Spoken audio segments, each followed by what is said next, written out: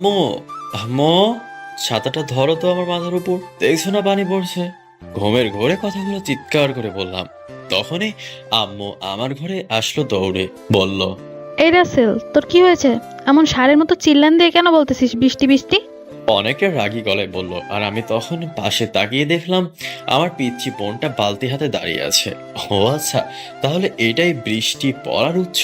আম্মু দেখো না, আমি বৃষ্টির পানিতে ভিজে গিয়েছি। পাশ থেকে রিয়া বলে উঠলো, আপনাদের তো আমার পরিচয়টা দেওয়া হলো না। আমাকে তো সবাই চেনেন যারা আমার গল্প পড়েন, তাই আর দিলাম না। আমার বাবা কৃষক, মা গৃহিণী, আর ছোট বোনের নাম রিয়া। ও ক্লাস 10-এ পড়ে, খুবই দুষ্টু, আর আমাকে ছাড়া তো কিছুই বোঝে না। অনেকই তো কথা হলো, এবার গল্পে ফেরা যাক। আম্মু ভাইয়া রাতে বলেছিল তার নাকি আজকে তাড়াতাড়ি কাজে যেতে হবে আর তার জন্য সকাল সকাল ডেকে দিতে, কিন্তু আমি অনেক সময় ডাকার পরেও ভাইয়া উঠতেছিল না, দেখেই বৃষ্টির ব্যবস্থা করতে হলো। আম্মুকে বালতি দেখিয়ে বলল, তোদের দুজনকে নিয়ে আমার হয়েছে যত জ্বালা। একটা মুহূর্তের জন্য চুপ থাকতে পারিস না, আবার কেউ কাউকে ছাড়া থাকতেও পারিস না। অনেক হয়েছে, এখন উঠে ফ্রেশ হয়ে খাবার খেয়ে কলেজে যা। আচ্ছা আম্মু তুমি যাও, আমি এখনই উঠছি। তারপর আমি উঠে ফ্রেশ হয়ে কাজে চলে আসলাম। ও আচ্ছা, আপনাদের বলি আমি কি কাজ করি। চলো, আমি একটা দোকানে কাজ করি। দেখছেন, আপনাদের সাথে কথা বলতে বলতে আমার মালিকের ডাক পড়ে গেল। রাসেল, তাড়াতাড়ি এই লিস্টের সব মালামাল বুঝিয়ে দে তো। আর দেখিস কোনো ভুল যেন না হয়। তারপর আমি রহিম চাচার কথা মতো সব লিস্টগুলো করে দিই। তারপর সেখানকার কাজ শেষ করে আমি আর একটা কাজে চলে আসি। বুঝলেন না তো, আমি তাকে পছন্দ করি সেখানে। চলুন, আস্তে আস্তে বুঝতে পারবেন। আমি তাকে ভালোবাসলেও সে আমাকে ভালোবাসে না। কেন ভালোবাসে না তা জানি না। আপনাদের সাথে কথা বলতে বলতে আমার ক্রাশ প্রাইভেট থেকে তার বান্ধবীদের সাথে আসছে। পরনে নীল থ্রি পিস, হাতে কাচের চুড়ি, লম্বা লম্বা চুলগুলো বেনি করা, মনে হয় কোন একটা পরি ভুল করে পৃথিবীতে রেখে গিয়েছে। রাইসার বান্ধবী আমাকে দেখে বলল, এ রাইসা, দেখ তোর মজনু তোকে দেখার জন্য হাজির। হরে প্রতিদিন এভাবে রাস্তায় দাঁড়িয়ে থাকে, আবার আমাকে নাকি অনেক ভালোবাসে। মনে হয় রাসেল ভাই সত্যি তোকে অনেক ভালোবাসে, আর ছেলে হিসেবেও খুব ভালো, যতটা লোকের মুখে শুনে বা নিচে দেখে বুঝেছি। হুম, তবে দেখি যদি তার উদ্দেশ্য ভালো হয় তাহলে তার ভালোবাসার কথাই আমি রাজি হব, আর যদি খারাপ মতলব হয় তাহলে কোনো দিন না। আমি রাইসার সাথে হেঁটে যেতে যেতে বললাম, হাই, কেমন আছো? হুম, আল্লাহ রহমতে অনেক ভালো আছি। আচ্ছা, আপনি আমার পিছে কেন ঘোরেন? লোকে তো এর জন্য আপনাকে খারাপ বলে, তাই না? আমি যে তোমাকে আমার এই ছোট্ট মনের ঘরে তোমাকে রেখেছি, কিন্তু তুমি থাকতে চাও না। আমি যে তোমাকে সত্যি অনেক ভালোবাসি। আপনার সাথে কথা বলে পারবো না, এখন চলে যান, কেউ দেখলে সমস্যা হবে। বলে চলে গেল। এভাবে অনেকদিন কেটে গেল। এদিকে আমার আর রাইসা জমে ক্ষীর হয়ে গিয়েছে। মানে রাইসার সাথে আমার প্রেম চলছে। একদিন পুকুর পাড়ে রাইসার কোলে মাথা রেখে আমি শুয়ে আছি। রাইসা আমার চুলে বিড়ি কেটে দিচ্ছে। তখন রাইসা বলল, এই, তুমি আমাকে এত বেশি ভালোবাসো কেন? জানো না বেশি সুখ কপালে সয় না? আমার পৃথিবীটাই তো তুমি। তোমাকে ভালো না বাসলে আমি থাকতে পারবো না। তবে এতটুকু জেনে রেখো, তুমি নিজেকে যতটা ভালো না বাসো, আমি তার থেকেও বেশি তোমাকে ভালোবাসি। আমিও তোমাকে অনেক অনেক বেশি ভালোবাসি। কোনো দিন ছেড়ে যাবে না তো? না রে পাগলি, এ জীবনে তো নয়, পরের জীবনেও তোমাকে ভুলে থাকতে পারবো না। বুকে জড়িয়ে নিয়ে এভাবে আরো অনেকক্ষণ কথা হলো। তারপর আমি রাইসাকে ওর বাড়িতে পৌঁছে দিয়ে আমি আমার বাড়িতে চলে আসলাম। বাসার সবাই জানে আমাদের প্রেম চলছে। ও, আমার মন যে কোথায় থাকে আমি জানি না। রাইসার পরিচয় তো আপনাদের দেওয়া হয়নি। চল, রাইসার পরিচয়টা জেনে আসি। রাইসার পুরো নাম অনামিকা জান্নাত রাইসা। বাবা মার একমাত্র মেয়ে। ইন্টার ফার্স্ট ইয়ারে পড়ে এইবার বিজ্ঞান বিভাগে। বাবা রায়হান শেখ, পেশায় কৃষক। আর রাইসার মানে, রাইসার যখন বয়স 5 বছর তখন আল্লাহ তার কাছে নিয়ে যায়। আপনাদের সাথে কথা বলতে বলতে বাসায় চলে আসলাম। আম্মু, আম্মু, খাবার দাও, ক্ষুধা লাগছে। ওই, এত ষাঁড়ের মতো চিল্লাস কেন? দেখোস না আম্মু রান্নাঘরে রান্না করতেছে। ওই, তুই আমার সাথে ঝগড়া করিস না তো। দেখতেছিস না আমার ক্ষুধা লাগছে, আমি তোর সাথে ঝগড়াই পারবো না। তখনই আম্মু পিছন থেকে বলে উঠলো, এই তো শুরু হয়ে গেছে সাপ বেজির লড়াই। এই তোরা কি একটু শান্তিতে থাকতে পারোস না? আর রিয়া, তুইও না কেমন, দেখছিস ওর ক্ষুধা লেগেছে তাও এমন করছিস। আম্মু, তুমি আমার কলেজা, তুমি কেন বোঝো না? আমি তোমাকে ছাড়া থাকতে পারি না। একটু অভিমানে সুরে বললাম। আচ্ছা বাবা, আমার ভুল হয়ে গেছে, এবার এসে খেয়ে নে তাড়াতাড়ি। তারপর খাওয়া দাওয়া শেষ করে রুমে চলে আসলাম। বিছানায় গায়ে এলিয়ে দিলাম। মনটা ছটফট ছটফট করছে রাইসার সাথে কথা বলার জন্য। কি আর করার, ওর তো মোবাইলও নেই, তাই কথাও বলতে পারবো না। এসব ভাবতে ভাবতে কখন যে ঘুমিয়ে গিয়েছি সেদিকে খেয়ালই নেই। খেয়াল হলো পরের দিন ফজরের আজানের শব্দ। নামাজ পড়তে গেলাম, তারপর সকালে খাবার খেয়ে দোকানে চলে আসলাম। তখন রাইসা আমার সাথে দেখা করতে চলে এসেছে। তোমার সাথে আমার জরুরি কিছু কথা আছে, এদিকে আসো। আমি তো অবাক হলাম, এত কি জরুরি কথা যে ও চলে এসেছে। তারপর আমি রহিম চাচাকে বলে রাইসার সাথে দেখা করতে চলে আসলাম। হ্যাঁ মেরে যান, বলো কি জন্য আসলে। শোনো, আমার না কালকেই পরীক্ষার ফর্ম ফিল আপের লাস্ট ডেট। বাবাও কোনোভাবে টাকা জোগাড় করতে পারছে না, দেখে বলতেছে পড়াশোনা না করতে। কিন্তু আমার তো ডাক্তার হওয়ার অনেক ইচ্ছা। খেতে খেতে বললো, কি বলো জান, টাকার জন্য তোমার পড়াশোনা হবে না? এটা তো আমি মেনে দিতে পারি না। তোমার পড়ার খরচ জোগাতে যদি আমার রক্ত বিক্রি করতে হয়, তাও আমি তোমার পড়ার খরচ জোগাবো, যদি তোমার ইচ্ছা শক্তি প্রবল হয় তো। তুমি আমাকে এত ভালোবাসো যে নিজের রক্ত বিক্রি করে হলেও আমার স্বপ্ন পূরণ করবা? আমাকে জড়িয়ে ধরে বললো, এত টাকা জোগাড় কিভাবে করবা? দেখো, আমি আমার জীবনে আমার বাবা মার, তারপর আমি তোমাকে বেশি ভালোবাসি। বলো কত টাকা লাগবে? তাও তো 4,000 টাকা লাগবে, কিন্তু তোমার কাছে তো এত টাকা নেই। তাহলে আচ্ছা, তুমি কাল টাকা নিয়ে কলেজে যাবা, কেমন? আচ্ছা ঠিক আছে, আমি তাহলে আজকে আসি, তুমি দেখে শুনে কাজ করবে, কেমন? মুয়া। এ কি হলো, চুমু দিল। এরকম ব্যবহার কখনোই করেনি। তারপর সেখান থেকে চলে আসলাম। তারপর রহিম চাচাকে বললাম, চাচা আমাকে 4,000 টাকা দিবেন, আমার খুব প্রয়োজন। চাচা আমাকে খুব ভালোবাসতেন, তাই সেও আর না করলেন না। হয়তো এটাই মানুষের প্রতি ভালোবাসা। তারপর টাকাটা নিয়ে বাসায় চলে আসলাম। বাসায় এসে বন্ধুদের সাথে পাশের দোকানে গেলাম, গিয়ে বসে বসে কি আর করবো, ফ্রি ফায়ার গেম খেতে লাগলাম। তারপর বাসায় চলে আসলাম, রাতে খাবার খাচ্ছিলাম, তখন হঠাৎ আব্বু বলে উঠলো, রাসেল, আমি একটা কথা বলতে চাই। মানে তোকে না বলে একটা সিদ্ধান্ত নিয়ে ফেলেছি। আমি তো হবা, কি এমন কাজ করবে যে আমাকে থেকে অনুমতি নিয়ে করতে হবে? আমার অনুমতি প্রয়োজন? মনের মধ্যে কেমন যেন একটা প্রশ্ন রয়েই গেল। তুমি এমন কি সিদ্ধান্ত নিয়েছো যা আমাকে থেকে অনুমতি নিতে হবে? হ্যাঁ, রাসেল ঠিকই তো বলেছে। একা সিদ্ধান্ত নিয়ে আবার জিজ্ঞেস করতেছো কেন? তুমি তো জানোই রাসেল তোমার সিদ্ধান্তের কোনো পরিবর্তন করে না। হ্যাঁ, সেটা আমি জানি, কিন্তু তবুও দেখ বাবা, তুই যে রায়শা মামুনিকে ভালোবাসো সেটা কিন্তু কারোই অজানা না। কথাটা শুনেই তো জানো আমার হার্টবিট হাই হয়ে যাচ্ছে। বাবা হঠাৎ রাইসার কথা কেন তুললো? আচ্ছা আপু, তুমি রাইসার কথা কেন বলছো? কেউ কি আমাদের বিষয়ে কিছু বলেছে নাকি? মনের গহীন থেকে এমনি এমনি কথাটা বের হয়ে গেল। আরে না, তেমন কিছুই না। আমি ভেবে দেখলাম তোরা যে এই প্রেম ভালোবাসায় লিপ্ত, সেটা ইসলামের দৃষ্টিতে হারাম। তাই আমি চাই, যেহেতু তোরা দুজনকেই পছন্দ করিস, তাই তোদের বিয়ে দিতে। আব্বুর কথা শুনে তো আমি ভীষণ খুশি। পৃথিবীতে কোনো মানুষ আছে যে ছেলের প্রেমের বিয়ে তারাই ঠিক করে? আচ্ছা আব্বু, তোমরা যা ইচ্ছা তাই করো, এখানে আমাকে থেকে অনুমতি নেওয়ার কিছুই নেই। কারণ আমি যদি তোমার মতের বিরুদ্ধে চাইতাম তাহলে তো গল্পেই রাইসাকে নিয়ে পালিয়ে যেতাম।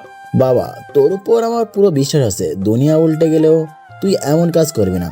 এভাবে কথা বলতে বলতে খাবার পর্বটা শেষ হলো। তারপর আমি রুমে এসে বিছানায় শুয়ে শুয়ে ভাবতে থাকলাম, রাইসাকে কি এখনই বিয়ে করা ঠিক হবে? যদি বিয়ে করার পরে রাইসার পড়ালেখায় ক্ষতি হয়, তাহলে তো স্বপ্নটা পূরণ হবে না। এইসব কিছু ভাবতে ভাবতে কখন যে ঘুমের গহীনে তলিয়ে গিয়েছি জানি না। সকালে হাই ভাইয়া, উঠে পড়, অনেক বেলা হয়ে গেছে, তোকে তো দোকানে যেতে হবে। ধাক্কা ধাক্কিতে ঘুম ভেঙে গেল।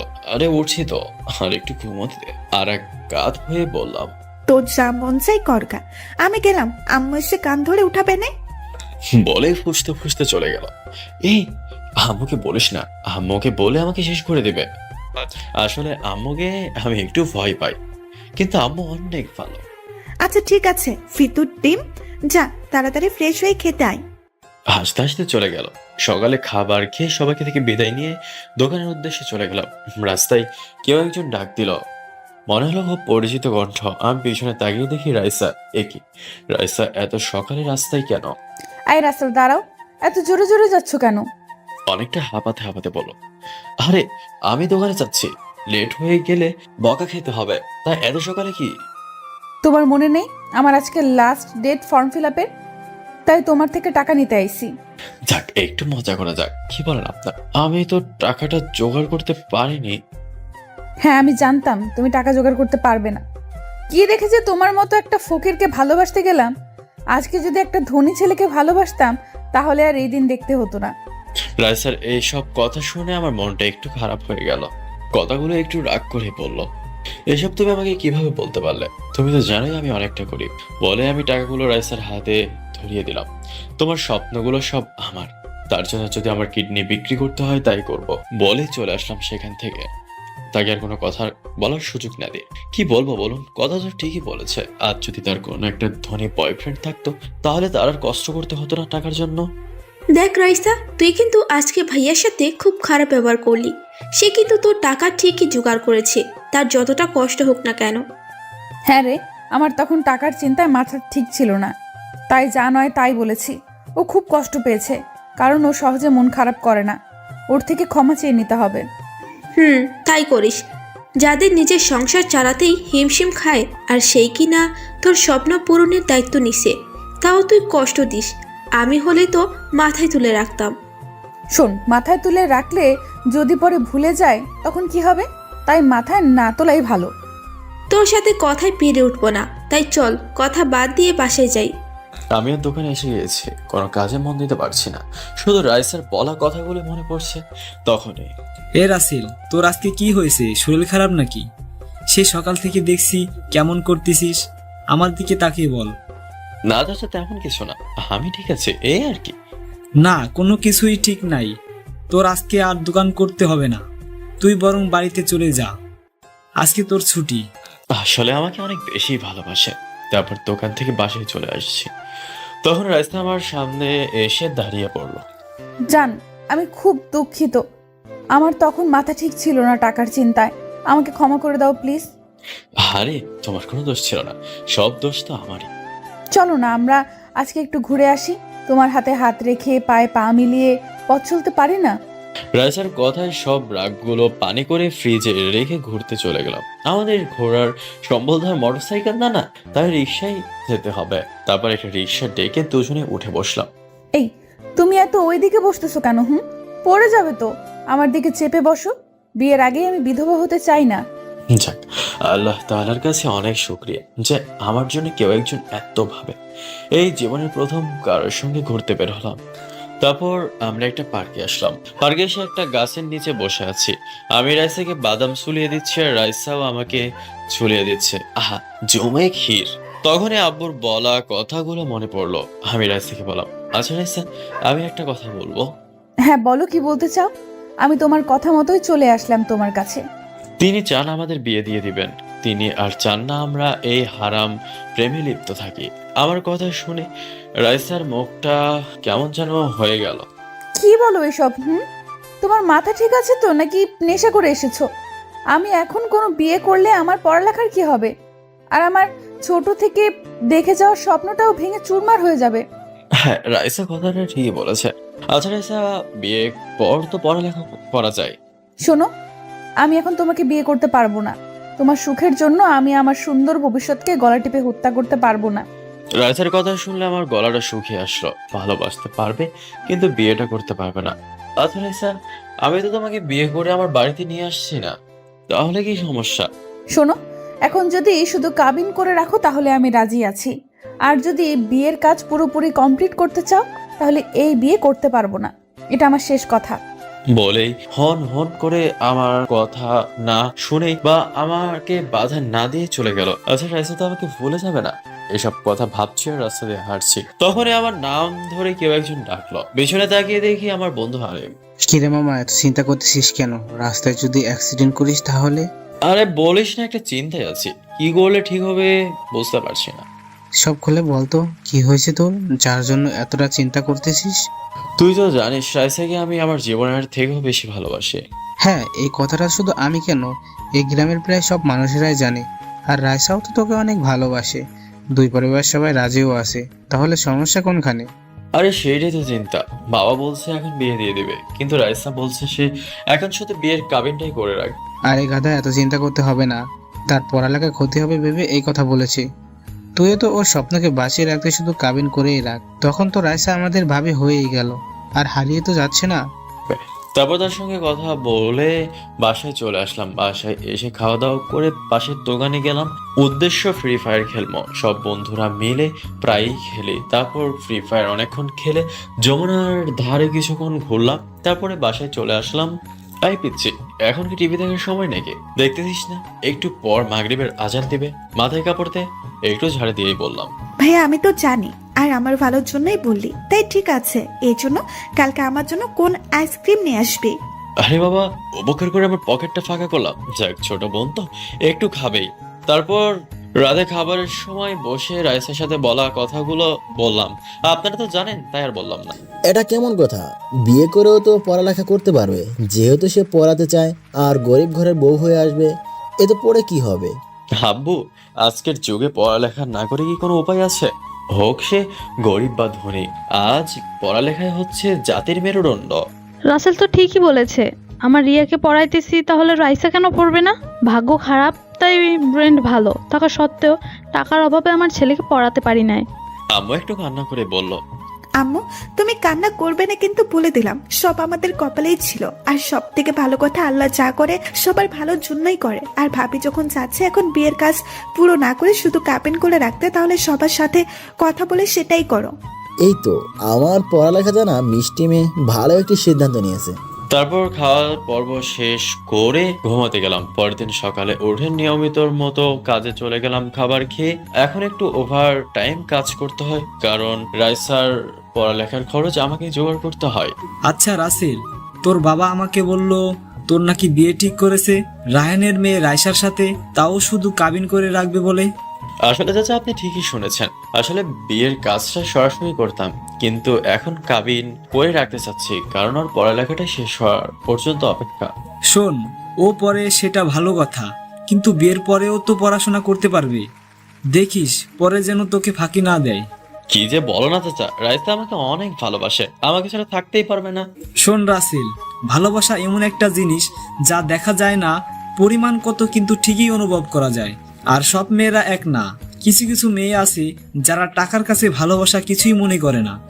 দোয়া করি তোদের ভালোবাসা যেন এমনটা না ঘটে। এরকম ভাবে অনেক কথা বলে বাড়িতে আসলাম। বাড়িতে এসেই শুনছি যে কাল নাকি আমার রাইসার কাবিন হবে। বাবা আর রাইসার আব্বু ঠিক করেছে। রাতে খাবারের পর শুয়ে ভাবছি এগুলোই। ইস, রাইসা আমার কাল হবে, পুরোটা না হলেও অর্ধেক হবে। রাইসা একদিন ডাক্তার হবে, ডাক্তার হয়ে এই আমার গ্রামের মানুষের উপকার করবে। এইসব ভাবতে ভাবতে কখন যে ঘুমিয়ে গিয়েছি নিজেই জানি না। পরের দিন ফজরের আজানের মিষ্টি শব্দে আমার ঘুম ভেঙে গেল। তাই আর শয়তানের প্রতারণায় না থেকে উঠে গিয়ে নামাজ পড়ে নিলাম। এভাবে অনেক সময় কাটানো হলো। তারপরে রাইসাদের বাসা যাওয়ার সময় হয়ে এলো। বেশি কেউ যাবে না, আমার কয়েকটা বন্ধু আর কয়েকটা মুরব্বী, ব্যাস এতটুকুই। গরিবরা গরিবদের ভালোবাসা বোঝে। বাবা, আমাদের তো আর ভালো কোনো গাড়ি নিয়ে যাওয়ার তেমন সামর্থ্য নেই, আর বাড়িও তো দূরে না, তাই সিএনজি নিয়ে যাই। বাবা, মন খারাপ করো না, আমি এতটুকুতেই খুশি। আর হেলিকপ্টার নিয়ে যাওয়ার সামর্থ্য নেই, তাই আমি এতটুকুতেই খুশি। তারপর আমরা রাইসাতের বাড়িতে চলে আসলাম। খাবারের পর্বটা শেষ হলে বিয়ের কাবিন নামাটা করা হলো। তারপর সবাই রাইসাকে দেখতে গেল। আজ রাইসাকে একটু বেশি সুন্দর লাগছে। এমনিতেই ডানা কাঁথা পরি, আর আজ লাল টুকটুকে শাড়ি পরে আছে। তারপর সবাই যার যার মতো চলে গেল। আমি থাকলাম কিছুক্ষণ, কারণ কালেমা পড়ে তো আর বিয়ে হয়নি যে যাবো। রাইসা, আমার এতটুকু সামর্থ্য হয়েছে তোমাকে দেবার জন্য। এই বাটন মোবাইল হাতে দিয়ে বললাম। এই মোবাইল তুমি আমার জন্য এনেছো? এতটুকুই বললো, আর কিছু বললো না। হয়তো মোবাইলটা পেয়ে খুশি হয়নি, আর খুশি হবেই বা কি করে? এই যুগে সবাই স্ক্রিন টাচ মোবাইল ইউজ করে, আর আমি বাটন ফোন দিলাম। আচ্ছা রাইসা, যাও এখন তোমার ড্রেসটা পরিবর্তন করে আসো। জানি তোমার এগুলো পরে থাকতে খুব কষ্ট হচ্ছে, খুব ভারী লাগছে, সাথে কিছু জুয়েলারি। আচ্ছা যাচ্ছি। মনটা ভার করে বললো। মনে হচ্ছে তার মনের মধ্যে অনেক কষ্ট লুকিয়ে আছে। আমিও ভাবলাম বিয়ের দিন হয়তো একটু করবেই। এইসব ভাবতেছি, তখনই আমার শ্বশুর আব্বা হেসে আমার কাছে, বাবা, জীবনে আমার মেয়েটা ছোট থেকে মায়ের আদর পায়নি। আমি অনেক যত্ন করে বড় করেছি, কখনো কষ্ট পেতে দেইনি। নিজে না খেয়ে থেকেছি, তবুও মেয়েকে না খেয়ে রাখিনি। দয়া করে আমার মা মরা মেয়েটাকে কোনোদিন কষ্ট দিও না। কেঁদে কেঁদে বলল। আসলে বাবা আর মা নামক এমনই হয়, নিজেদের কষ্ট সহ্য করবে কিন্তু নিজের ছেলে মেয়েদের কষ্ট সহ্য করবে না। বাবা এভাবে বলেন না, রাইসাকে আমি কোনোদিনও কষ্ট পেতে দিব না। বলার সাথে সাথে বাবা আমাকে তার বুকে জড়িয়ে নিল। এভাবে অনেকক্ষণ থাকলাম। তারপরে রাইসাদের বাসা থেকে আমাদের বাসায় আসার জন্য রওনা দিলাম। শ্বশুর বাড়ি থেকে বের হয়ে রাস্তা দিয়ে হেঁটে আসতেছি। আপনারা আবার যেন ভেবেন না যে কিপটা। আসলে রাইসাদের বাসা আর আমাদের বাসা একই গ্রামে, তাই গাড়িতে আসতে হয় না, রাস্তা দিয়ে আসছি। তখন রাস্তায় দেখতেছি একটা গাড়ি অ্যাক্সিডেন্ট করেছে। সবাই দাঁড়িয়ে দাঁড়িয়ে তামাশা দেখছে আর অনলাইনে ভিডিও করছে সোশ্যাল মিডিয়াতে ফেমাস হওয়ার জন্য। আসলে আমাদের যুগটা এমনই, তাই না? সবাই নিজেদের সম্মান নিয়েই পড়ে থাকে। আমি এগিয়ে গেলাম। আচ্ছা ভাই, এখানে একটা লোক অ্যাক্সিডেন্ট করেছে, আপনারা তাকে সাহায্য না করে আপনারা মজা নিচ্ছেন। আমি একটা লোককে উদ্দেশ্য করে বললাম, দেখুন ভাই, আমি এই লোকটাকে সাহায্য করি আর পুলিশ এসে নানান রকমের কথা জিজ্ঞেস করুক, এটা আমি চাই না। বলেই চলে গেল। আমি লোকটাকে গাড়ি থেকে বের করে তার নিঃশ্বাস চেক করে দেখলাম এখনো বেঁচে আছে। তাই আমি সেই লোকটিকে নিয়ে একটা গাড়ি ডাকলাম।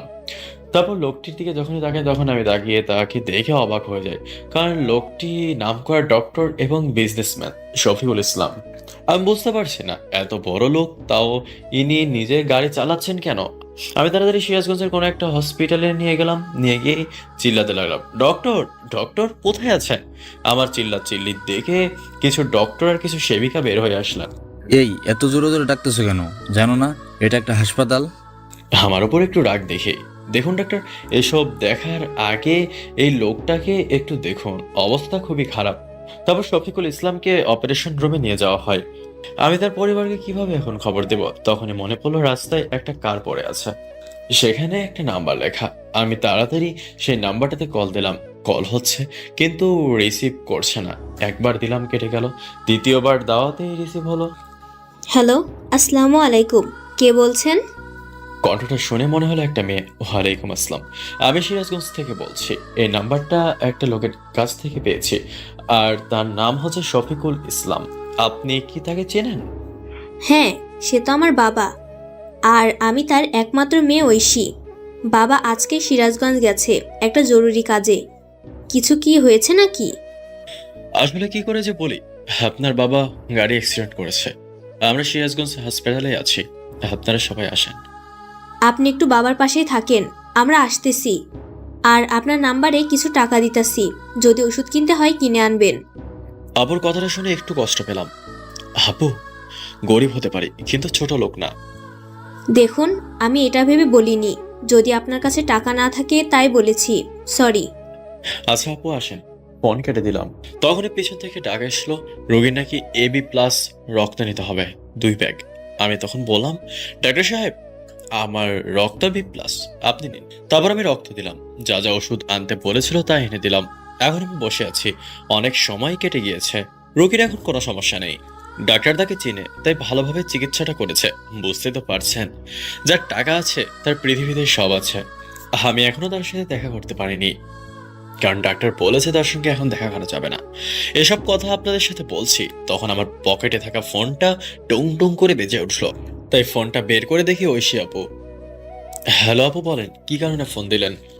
আমরা আপনার দেওয়া হাসপাতালে চলে এসেছি, আপনি একটু গেটে আসেন তো। বলেই ঠাস করে ফোনটা কেটে দিল। কি আর করবো বলেন, বড়লোক মানুষ তো, তাই মুখের সামনে ফোন কেটে দিল। আমি ওনার বলা জায়গায় গেলাম। বাইরে গিয়ে দেখি 5টা গাড়ি দাঁড়িয়ে আছে। এরা আবার কারা? তা আমি ফোন দিলাম। ফোন ওই গাড়ি আসা একটা মেয়ের কাছে ফোন গেল। মেয়েটা আমাকে দেখে আর ফোন রিসিভ করলো না। আপনি তাহলে মিস্টার রাসেল, তাই না? হ্যাঁ চলেন। তারপর ঐশী আপুকে নিয়ে যখন ভিতরে আসবো তখন এক গাড়ি পুলিশ এসে ঐশী আপুকে ছালাম দিল।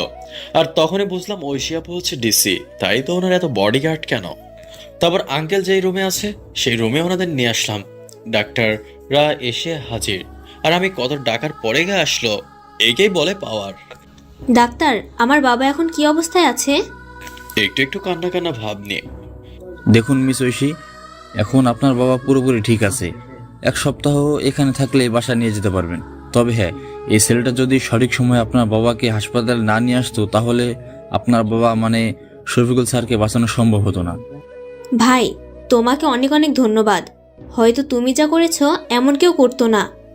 ধন্যবাদ দিয়ে ছোট করতে চাই না। আরে আপু, আপনি যেহেতু আমাকে ভাই বলছেন, তো এগুলো বলছেন কেন?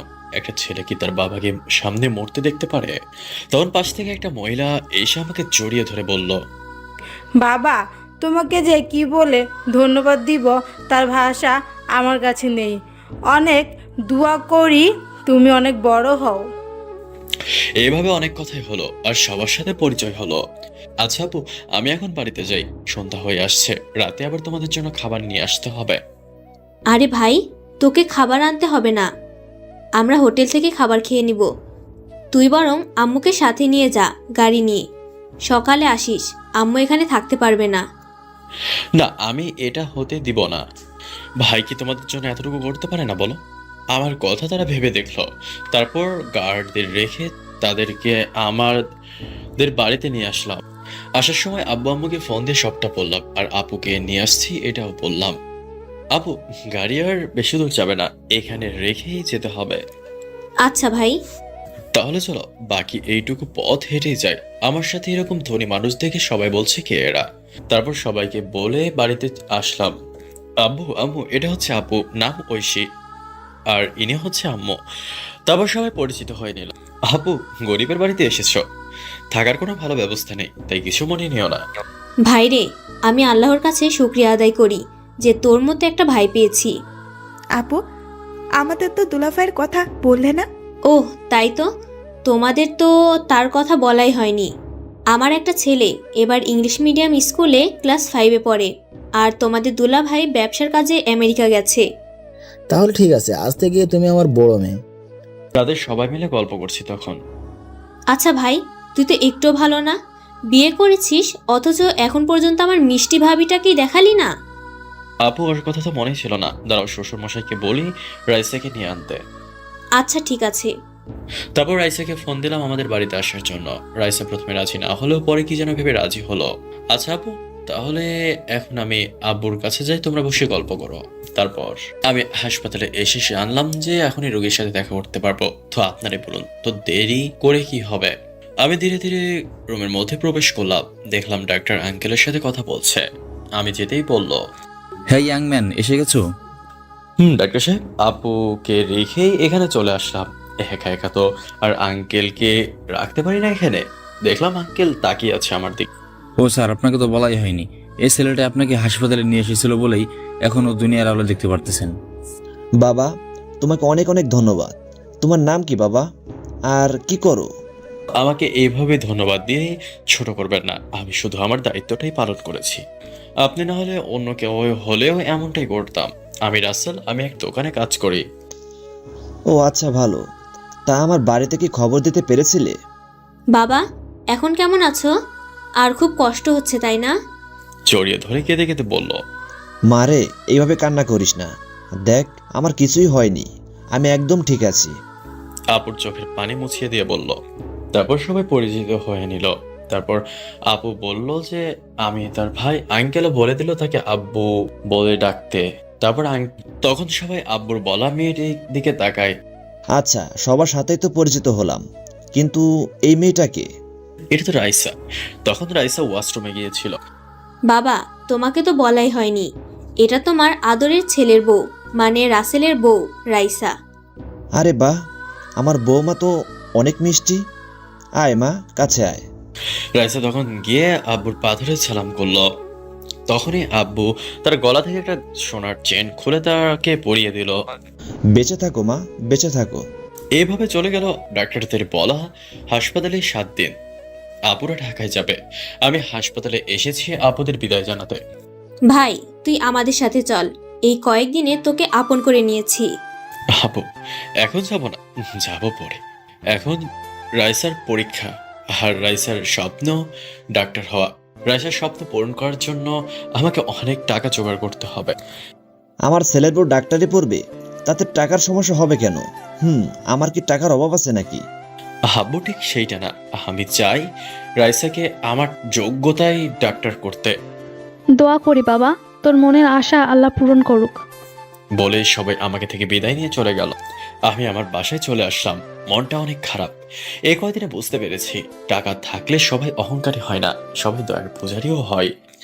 এভাবে রাইসার পরীক্ষার দিন চলে আসলো, মানে আগামীকাল রাইসার পরীক্ষা। এই কয়দিনে রাইসার সাথে দেখা বা কথা হয়নি। আমি দেখা করলে নাকি ওর পড়াতে ক্ষতি হবে। আমিও বোকার মতো তার কথাগুলো মেনে নিই, না তো আর কি করার। বিকেলে রাইসা এসে বাবা মার থেকে দোয়া নিয়ে গেল, কিন্তু আমার সাথে একটা বারও দেখা করলো না। এই কথা ভেবে আমার চোখ থেকে 2 ফোঁটা নোনা জল বের হয়ে আসলো। কাউকে বুঝতে দিলাম না, পরে হয়তো ঠিক হয়ে যাবে। কাল থেকে রাইসার পরীক্ষা, কাল থেকে আমার রাইসার সাথে যেতে হবে, শ্বশুরমশাই কড়া গলায় বলে দিলেন। কিন্তু আমাকে একটা বারও বললো না। পরের দিন সকালে রাইসাদের বাড়িতে গিয়ে বসে আছি, কিন্তু মহারানীর পাত্তাই নেই। অনেকক্ষণ পর রাইসা বের হয়ে আসলো। আমি তোর সৌন্দর্যতায় হারিয়ে গিয়েছি। আজকে একটু বেশি সুন্দর লাগছে। এত সাজের কি আছে বুঝি না, কিন্তু আমার রাইসার সাজ পছন্দ হলো না, কারণ ও আজকে বোরখা পরেনি। রাইসা, বলছি কি এমন সাজ না সেজে বোরখা পরে নিলে ভালো হতো। আমার এ কথা বলার পর রাইসা এমন কথা বলবে আমি স্বপ্নেও ভাবিনি। তুই যে বোরকা পরতে বললি, তুই কি বোরকা কিনে দিছিলি? সেই মুরত তোর কি আছে নাকি? সবাই পরীক্ষার জন্য কত জিনিস পায়, আর আমার পোড়া কপাল।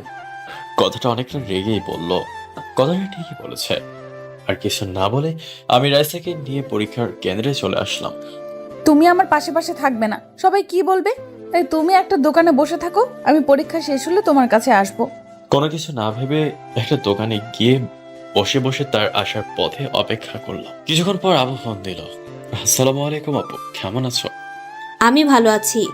ভাই, তোর কণ্ঠ এমন শোনা যাচ্ছে কেন? আমি আর আপুর কাছে রাইসার বলা কথাগুলো লুকাতে পারলাম না, সবকিছু খুলে বললাম। কি এত বড় কথা বলেছে তোকে? আর কিছু মনে করিস না ভাই, সব মেয়েরই তো আশা থাকে, তাই আবেগ সামলাতে না পেরে বলেছে। হ্যাঁ আপু, আমি তো সবই বুঝি, কিন্তু তারও তো বোঝা উচিত যে তার কেমন ঘরে বিয়ে হয়েছে। একটু কাঁদো কাঁদো গলায়। ভাই, আর কান্না করিস না। আমি থাকতে আমার ভাই কথা শুনবে, এটা হয় না।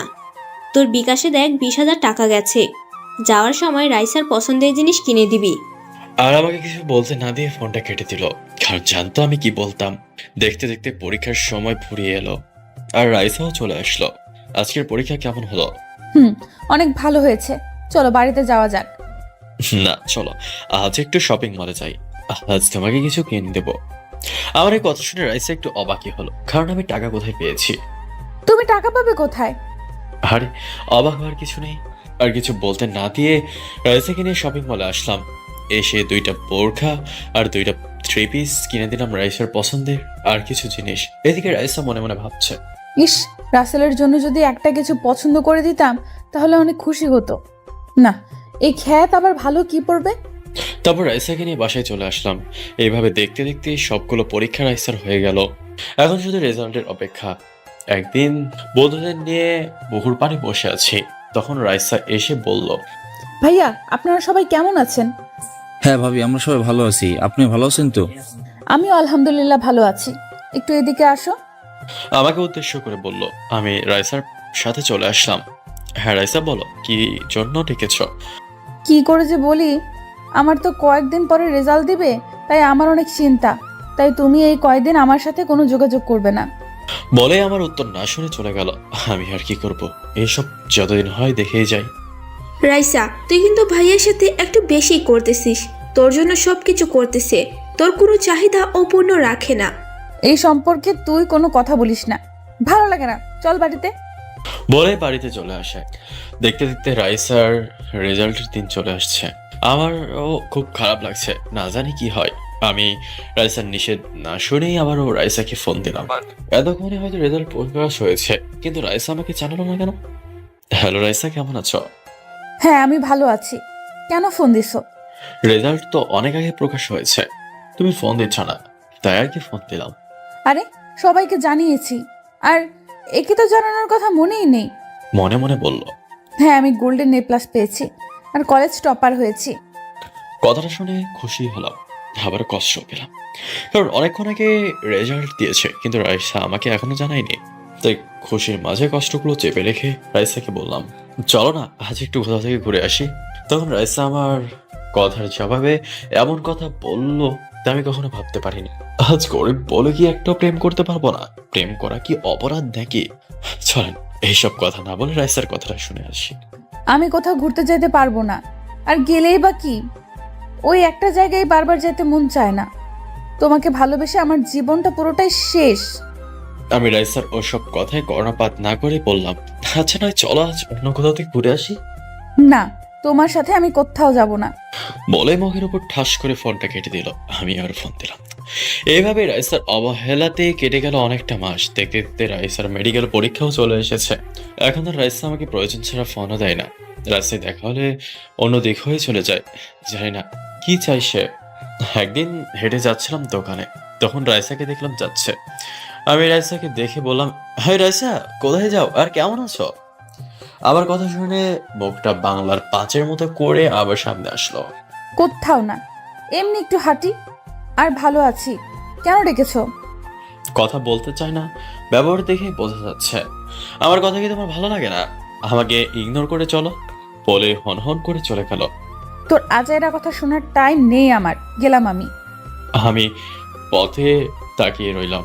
কেমন ছিল আর কেমন হয়ে যাচ্ছে। এইসব কথা ভাবতে ভাবতে দু ফোঁটা নোনা জল চোখ থেকে গাল বেয়ে পড়লো। কি আর করবো বলেন, চোখ আমার হলেও শালা অন্যের জন্য পানি ফালাই। দেখতে দেখতে রাইসার মেডিকেল পরীক্ষাও হয়ে গেল। সে ঢাকায় যাবে। আমার খুব কষ্ট লাগছে। সে যদি ঢাকায় গিয়ে আমাকে ভুলে যায়, এমন কথা ভাবছিলাম, তখন আম্মা এসে বলল, বাবা, রাইসা নাকি কালকে ঢাকা চলে যাবে। আজকে এসে আমাদের সবাইকে বলে গেল আর দোয়া নিয়ে গেল। আম্মুর কথা শুনে পুরাই অবাক, কারণ রাইসা সবাইকে বলেছে কিন্তু আমাকে বলে নাই। রাগ অভিমান একটু বেশি জমে গেল রাইসার জন্য। তা আমি আর আগ বাড়িয়ে ফোন দিলাম না, কারণ আমি ফোন না দিলে রাইসা একবারও আমাকে ফোন দেয় না আগ বাড়িয়ে। বেঁচে আছি না মরে গেছি। এইদিকে রাইসা ভাবছে, কি ব্যাপার, আজকে আমার পাগলটা ফোন দেয় না কেন? আমার যে ওর সাথে কথা না বললে ভালো লাগে না। আমি ওকে কিছু বলি নাই, তার জন্য হয়তো রাগ করেছে, কিন্তু আমার কিছুই করার নেই, কারণ আমি ওর মায়ায় পড়ে গেলে আমার স্বপ্ন পূরণ করতে পারবো না। বলে হাতে থাকা ফোনটা রেখে দিয়ে চোখের কোণার জল মুছল। তখনই রাইসার বাবা আসে আর বলে, মারে, এতটা কষ্ট যদি পাস তাহলে রাসেলকে কষ্ট কেন দিচ্ছিস? তোর করা অবহেলাগুলো আমি দেখতে পারি না। রাসেলের যে খুবই কষ্ট হয়। বলে চোখের জল মুছে নিল। বাবা, আমি যে ওকে আপন করে নিতে পারছি না, কারণ ওর মায়ায় নিজেকে জড়িয়ে নিলে আমি স্বপ্ন পূরণ করতে পারবো না। বলে বাবাকে জড়িয়ে ধরে কান্না করে দিল। মারে, এই কথাটা রাসেলকে বুঝিয়ে বললেই হয়তো একটু হলেও কষ্ট কম পেত। না বাবা, আমি জানি ও কেমন। আমি যতই বলি ও শুনবে না, আর এমনটা করা ছাড়া আমার কাছে কোনো অপশন নেই। এইভাবে আরো অনেক কথাই হলো। পরের দিন সকালে রাইসা ঢাকায় যাবে। আমি রাস্তার পানে চেয়ে আছি। আমি কাছে যাচ্ছি না, কারণ কষ্ট চেপে রাখতে পারবো না। রাইসা চলে গেল। রাইসা আমাকে দেখতে পেয়েছিল, ওর চোখের কোণেও জল জমেছিল। রাইসা চলে গেল আড়ালের বাইরে। আমিও সেখানে দাঁড়িয়েছিলাম। ঠিক কতক্ষণ দাঁড়িয়েছিলাম জানি না। রাসেল, তুমি আমাকে ক্ষমা করে দিও। তোমার সাথে কথা বললে আমি যে নিজেকে শক্ত রাখতে পারবো না। তোমার কি শুধু একাই কষ্ট হচ্ছে?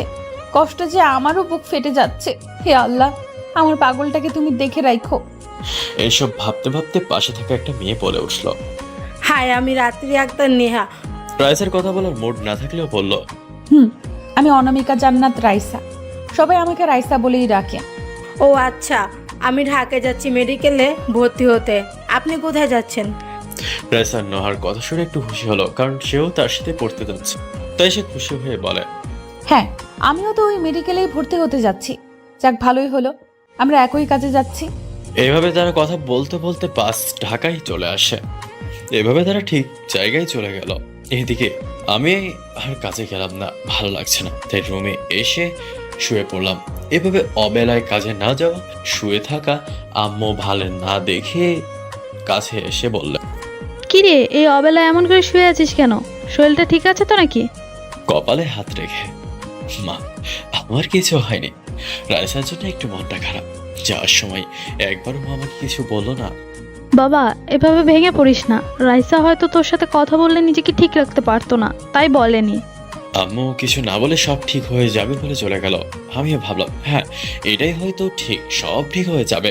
আমি অযথা কষ্ট পাচ্ছি, কিন্তু রাইসার অবহেলার কথা মনে পড়ে আবার কষ্ট পেতে লাগলাম। এভাবে সব কষ্ট অভিমান পকেটে রেখে রাইসাকে আবার ফোন দিলাম। কিন্তু এ কি, কলে তো রিং হচ্ছে কিন্তু রিসিভ করছে না কেন? আবার ফোন দিতে রিসিভ করলো। আসসালামু আলাইকুম, কেমন আছো? ওয়ালাইকুম সালাম। আমি অনেক ভালো আছি, তুমি কেমন আছো? রাইসার এই কথা শুনে অনেকটা ভালো লাগলো, কারণ রাইসা আমাকে কখনো বলেনি যে তুমি কেমন আছো। তাই খুশিতে আত্মহারা। যাইতে কোনো অসুবিধা হয়নি তো? আর কোনো অসুবিধা হলে আমাকে বলবে।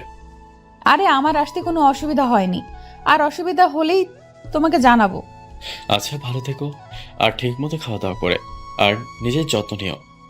আচ্ছা বাবা, আমি সব ঠিকঠাক মতোই করব। তোমার কথা না শুনে কি আর পারি? কারণ তুমি যে আমার পাগল একটা। বলেই একটা হাসি দিল। এইসব হাসি পেলে যেন বুকের সব কষ্ট দূর হয়ে যায়। আমি এইসব ভাবছি তখন। আচ্ছা এখন ফোন রাখি, হ্যাঁ, পরে আবার কথা বলবো। বলেই ফোন রেখে দিল। পাশ থেকে বলে উঠল, কি ম্যাডাম, কার সাথে এমন মিষ্টি সুরে কথা বললেন? বয়ফ্রেন্ড নাকি জামাই? ও আপনাদের বলে রাখি, নোহা বিবাহিত আর রাইসার রুমেই থাকে। আরে কি যে বলো না, যার সাথে কথা বললাম সেই আমার বেঁচে থাকার উৎস, আমার কলিজা বয়ফ্রেন্ড, সাথে অর্ধেক স্বামী।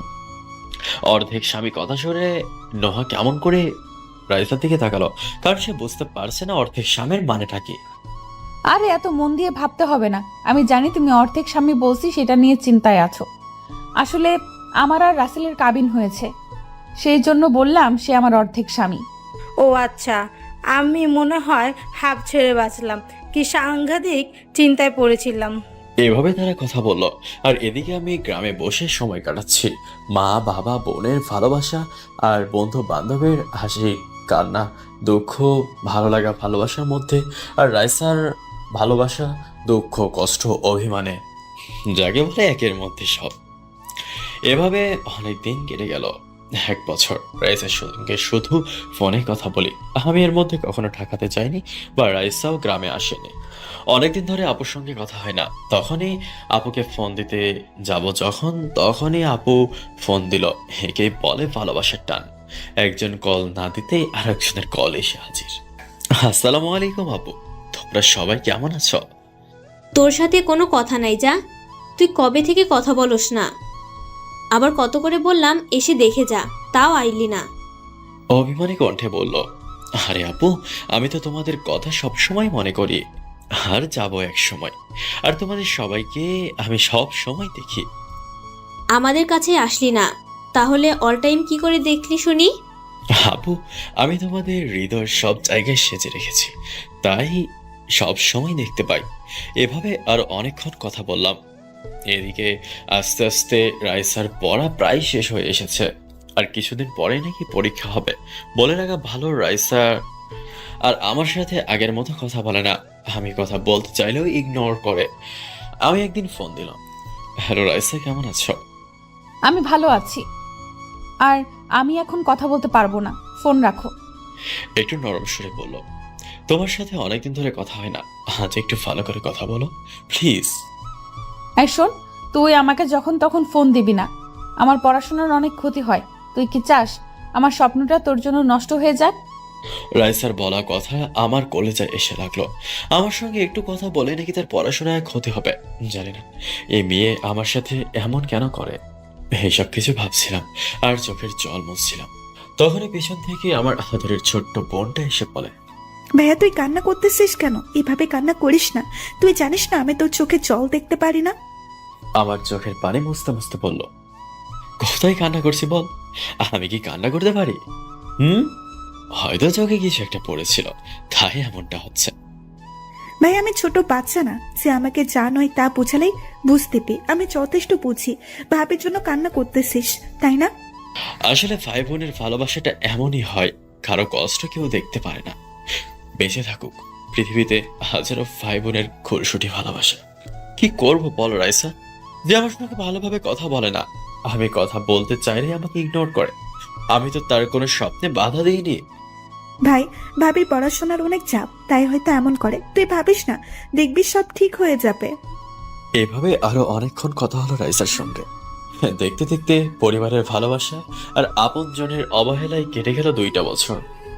এদিকে রাইসা এখন বড় একটা হাসপাতালের ডাক্তার, সারা দেশে তার নাম ছড়িয়ে আছে। আর রাইসার সাথে অনেকদিন ধরে আমার কথা হয় না, কারণ সে একজন বড় ডাক্তার আর আমার মতো ক্ষেত ছেলের ফোন ধরার সময় তার হবে না, তাই আর আমি তাকে বিরক্ত করি না। আমি একবার তার অ্যাসিস্ট্যান্টের নাম্বার খুব কষ্ট করে জোগাড় করেছিলাম, তারপর তাকে ফোন দিয়ে তার খবর জানতাম শুধু। একদিন রাইসাকে ফোন দিলাম, ফোন রিং হচ্ছে কিন্তু রিসিভ করছে না, হয়তো চিরপরিচিত নাম্বারটা দেখেই।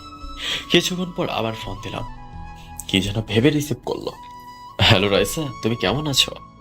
প্রায় অনেকটা সময় চুপ থেকে বলল, হ্যাঁ, আমি অনেক ভালো আছি। আমাকে কি তোমার একটা বারও মনে পড়ে না? একটা বারও কি আমার সাথে তোমার কথা বলতে ইচ্ছে করে না? ওই পাশ থেকে রাইসা মনে মনে ভাবছে, মন তো চায় তোর কাছে এক্ষুনি ছুটে চলে আসি, কিন্তু আমি যে নিজেকে প্রতিষ্ঠিত করতে চাই। ভেবেই রাইসার চোখের নোনা জল গাল বেয়ে পড়তে থাকলো। হেই রাইসা, কথা বলো। আমাকে এতই অবহেলার পাত্র যে আমার সঙ্গে কথাও বলা যায় না? প্লিজ, তুই আর এইভাবে ফোন করিস না। আমি নিজেকে প্রতিষ্ঠিত করতে চাই। বলে রাইসা ফোনটা কেটে দিল, আমাকে আর কোনো কথাই বলতে দিল না। আসলে আমি হয়তো রাইসার যোগ্য না, আর যোগ্য কিভাবে হই বলেন? আমি মাত্র একটা দোকানের কর্মচারী। এইসব কথা ভাবতে ভাবতে চোখের নোনা জল চোখ বেয়ে পড়তে যাচ্ছে, তখনই পকেটটা ভূমিকম্পর মতো করছে, মানে ফোন এসেছে। তাই ফোনের দিকে তাকিয়ে দেখে আব্বু টু ফোন করেছে, তাই ফোনটা রিসিভ করলাম। হ্যালো, আসসালামু আলাইকুম আব্বু, কেমন আছো? ওয়ালাইকুম আসসালাম। আমি ভালো আছি, কিন্তু তোর আপু অসুস্থ। আপুর কি হয়েছে? আর আপু আমাকে কিছু জানালো না কেন? আমি একটু কাঁদো গলায় বললাম, তুই কষ্ট পাবি তাই বলতে মানা করেছে, আর সামান্য জ্বর এসেছে। আমি এখনই আসছি। আমার আপুটা অসুস্থ আর আমি কিভাবে না যেয়ে পারি বলুন? বলে ফোনটা কেটে দিলাম। তারপর আব্বু আম্মু আপুকে বলে বাড়ি থেকে রওনা দিলাম। কিছুক্ষণ পর সিরাজগঞ্জ SI কাউন্টারে এসে বসে আছি। কিছুক্ষণ পর বাস তার নির্দিষ্ট গতিতে আমি আশপাশটা উপভোগ করছি, কারণ আমি এর আগে কখনো ঢাকায় যাইনি তো, তাই আর কি কিছু চিনিও না। কিছুক্ষণ পর বাস একটা বড় ব্রিজের উপর দিয়ে চলতে শুরু করলো। লোকমুখে শুনেছি এইটা নাকি উত্তরবঙ্গে চলাচলের জন্য একমাত্র বঙ্গবন্ধু যমুনা সেতু। ব্রিজটা অনেক বড়, বাস বের হতে অনেক সময় লাগলো। এইসব কিছু ভাবতেছি, তখনই পাশে থাকা একটা মেয়ে বলে উঠলো, হাই ভাইয়া, আমি নুসরাত। আমাকে বলতেছেন? আপনাকে না বলে কাকে বলছি? আপনাকেই বলছি। মেয়েটার ভয়েস আমার অতি পরিচিত লাগছে, মনে হয় আমার অতি কাছের কেউ, তাই বোরকা পরা থাকায় চিনতে পারছি না। হ্যাঁ, আমি রাসেল, আর আপনার নামও অনেক সুন্দর। ধন্যবাদ ভাইয়া। আর আপনি যেইভাবে বলতাছেন ততটা কিন্তু সুন্দর না, যতটা আপনার নামটা সুন্দর। মনে মনে বলল, তোর কথা বলা আমি বের করব। মেয়েদের সাথে কথা বলতে খুব মজা লাগে, তাই না? আরে সেটা না, আসলে সুন্দর জিনিসকে তো সুন্দর বলাটাই উত্তম। আমিও সেইটাই বলেছি। আপনার সাথে কথায় পেরে উঠবো না। বাই দ্য ওয়ে, কোথায় যাচ্ছেন? আমি ঢাকায় যাচ্ছি আপুর বাসায়। ওহ আচ্ছা, আমি ঢাকায় চাকরি করি আর বাড়িতে গেছিলাম, তাই আবার ফিরে যাচ্ছি ঢাকায়। মনে মনে বলল, তুই ঢাকায় যাচ্ছিস আর আমাকে বললি না? তোর ঘাড় তো আমি মটকাবই। এভাবে অনেক কথাই হলো। ইস, এরকম করে যদি রাইসা আমার পাশে বসে থেকে হাতে হাত রেখে কথা বলতো। এইসব কথা ভাবছি, তখনই কেউ একজন কানের কাছে এসে ডাকছে। তাকিয়ে দেখি হেল্পার মামা। আশেপাশে তাকিয়ে দেখি গাড়িতে কেউ নেই, ওই মেয়েটাও পাশে নেই। আসলে আপনাদের সাথে গল্প করতে করতে আমি ঘুমিয়ে গিয়েছিলাম। তারপর ওই জায়গা থেকে আমি চলে আসলাম। আমি তো এই জায়গার কিচ্ছুই চিনি না, তাই আমি একটা রিক্সাওয়ালা মামাকে বললাম, বাবা এই জায়গাটা কোথায়? একটা ঠিকানা দেখিয়ে বললাম। মামা আপনি ওঠেন, আমি সেখানে পৌঁছে দিয়ে আসি, 50 টাকা দিয়েন। আমি তো কিছুই চিনি না, তাই রাজি হয়ে গেলাম। একটা মোড় পেরিয়ে রিক্সাটা থামিয়ে বলল, মামা আপনার ঠিকানায় চলে এসেছি, ওই যে দেখেন সেই বাসা। একটা বিশাল বাড়ি দেখিয়ে বলল। আমি এগুলো ভাবছি না, আমি ভাবছি এতটুকু পথ 50 টাকা। মামা এতটুকু পথ 50 টাকা কি করে নিলেন? আপনি তো আর চেনেন না যে জায়গাটা কোথায়, তার টাকা দিন। আমি টাকাটা দিয়ে বাড়ির সামনে আসলাম। দেখছেন ভাই, ঢাকা শহর এমনই, টাকায় সব চলে। আমি কথাগুলো ভাবতে ভাবতে সোজা বাড়ির ভিতরে ঢুকতে যাব যখন, তখনই একটা লাঠি আমার পথ আটকালো। এই মিয়া, এইভাবে হন হন করে কোথায় যান? দেখুন, আমি এই বাড়িতে যাব, আর যেতে দিন। না, আপনি যেতে পারবেন না। চলে যান এখান থেকে, না হলে গাড় ধাক্কা দিয়ে বের করব। আমাদের কথা শুনে একটা ভদ্রলোক আসলো আর বলল, এই লতিফ, ছেলেটা কে? আর তুই তার সাথে এমন করতেছিস কেন? স্যার, এই ছেলেটা আমাকে না বলেই বাড়ির ভিতরে ঢুকে গেছে। আমাকে দেখিয়ে বলল, এই ছেলে, তুমি কে আর এখানে কেন? স্যার, আমি গ্রাম থেকে এসেছি, আমার নাম রাসেল, আর এখানকার শফিউল ইসলাম এবং তার বউ এবং তার মেয়ে ঐশী আমার আপু হয়, এবং আমি তাকে চিনি। তার মানে তুমি সেই ছেলে যাকে আমার বউ বড় ভাই বানিয়েছে, আর তুমি আমার শ্বশুরের জীবন বাঁচিয়েছো। আসো আসো, ভেতরে আসো। তারপর সেখান থেকে চলে আসলাম। বুঝলাম দুলাভাই আপুর মতো অনেক ভালো। তারপর ভিতরে যেতেই দুলাভাই জোরে করে বলল, ঐশী, দেখে যাও কে এসেছে। আর বাবা মা এখানে আসেন। ডাক শুনে সবাই চলে আসে। আপু এসে আমাকে জড়িয়ে ধরে কান্না করে দেয়। ভাই, তুই সত্যি আমার মায়ের পেটের ভাই না হলেও তার থেকে কোনো অংশে কম না। আমার অসুস্থতার কথা শুনেই চলে এসেছিস। আপু এভাবে বলে আমাকে ছোট করো না। বোনের বিপদে ভাই এগিয়ে আসবে না তো কে আসবে? বাবা মার পায়ে ধরে সালাম করলাম। তারপর আপু আমাকে একটা রুম দেখিয়ে বলল, রাসেল, এটা তোর রুম। পছন্দ হয়েছে তো নাকি? আপু কি যে বল না, আজকে জীবনের প্রথম এমন আর অনেক পছন্দ হয়েছে। শুনে খুশি হলাম। তখন পিছন থেকে একটা বাচ্চা কণ্ঠে বলে উঠল, আম্মু, এই আঙ্কেলটাকে আগে তো কখনো দেখিনি আমাদের বাসায়। আমাকে দেখিয়ে বলল, তার মানে এটাই আপুর বাচ্চা আবির। বাবা, এটা হচ্ছে তোমার সেই রাসেল মামা, তুমি যাকে দেখতে চাইতে। আমাকে দেখিয়ে বলল। আমি বাচ্চাটাকে কোলে তুলে নিয়ে বললাম, মামা তুমি কেমন আছো? মামা, আমি অনেক ভালো আছি, আর এখন আরো বেশি ভালো হয়েছি। মামা, আমাকে বিকালে ঘুরতে নিয়ে যাইতে হবে কিন্তু। আবির, এগুলা কি হচ্ছে? তোমার মামা এখানের কিছুই চেনে না, তুমি জানো না? ধমক দিয়ে বলল, আপু তুমি আমার মামাকে বকলে কেন? আমি আমার মামাকে নিয়ে ঘুরতে যাব। তোদের যা ইচ্ছা করিস, আমি গেলাম। বলে চলে গেল। এভাবে সবাই কথা বলতে বলতে বিকাল হয়ে গেল। তারপর আমি আবিরকে নিয়ে একটা রিক্সা নিয়ে পার্কে চলে আসলাম। মামা, আমি আইসক্রিম খাবো, আমাকে আইসক্রিম এনে দাও। আচ্ছা মামা, চলো তোমাকে আমি আইসক্রিম কিনে দিই। আমার প্রাণের ভাগিনা আইসক্রিম খাওয়ার বায়না ধরেছে, তাই আমি তাকে নিয়ে আইসক্রিম কিনে দিই। এই মামা, 2টা চকলেট ফ্লেভারের আইসক্রিম দিন তো। আচ্ছা মামা, দাঁড়ান, এখনই দিতাছি। বলেই আবিরের হাতে 2টা আইসক্রিম সুন্দর করে দিয়ে দিল। আমিও টাকাটা দিয়ে দিলাম। তারপর আমি সামনে তাকাচ্ছি। সামনে তাকিয়ে এমন জিনিস দেখতে পাবো আমি কখনো ভাবতে পারিনি। কি দেখে আমি এরকম চমকে উঠলাম আপনাদের নিশ্চয়ই জানতে ইচ্ছে করছে, তাই না? তাহলে চলুন। আমি দেখছি রাইসার মতো একটা মেয়ে একটা ছেলের সাথে পার্কে বসে বাদাম খাচ্ছে। আমি এই দৃশ্যটা এখানে এসেছিলাম রাইসা না, রাইসার মতন দেখতে না, এটা রাইসাই। আমার বুকের ভেতরটা দুমড়ে মুচড়ে যাচ্ছে, চোখের পানিটা মুছে সামনে যেতে চাচ্ছি, কিন্তু একই তারা তো আর সামনে নেই। গেলটা কোথায়? মামা, তুমি এমন করে কি খুঁজতেছো? অনেক সময় ধরে দেখলাম তুমি এমন করতেছো। তারপর চলো আমরা বাসায় চলে যাই। তারপর আমি আর আমার মিষ্টি ভাগিনা বাসায় চলে আসলাম। বাসায় আসার পর, কি আবির, মামার সাথে কিরকম ঘুরলা শুনি? আম্মু, অনেক ঘুরেছি আর আইসক্রিমও খাইছি। আমার মামা অনেক ভালো, আমার মামা অনেক ভালো, তোমার মতো না যে আমি চাইলেই কিনে দেবে না। কি, মামাকে পেয়ে এখন মায়ের নামে বদনাম করা হচ্ছে? বলে সবাই হেসে ফেললাম। আসলে সবাই অনেক মজাদার মানুষ। তারপর রুমে আসলাম। রাইসা তো তাকে ফোন করতে নিষেধ করেছে, তাহলে কি করি না, ফোন করলামই। একবার রিং হতেই ফোনটা রিসিভ করলো। মনে হয় আমার ফোন পাবার অপেক্ষায় ফোন হাতে নিয়ে বসেছিল। হ্যালো, আসসালামু আলাইকুম ডাক্তার ম্যাডাম, কেমন আছেন? আর যদি 5টা মিনিট কথা বলার অনুমতি দেন।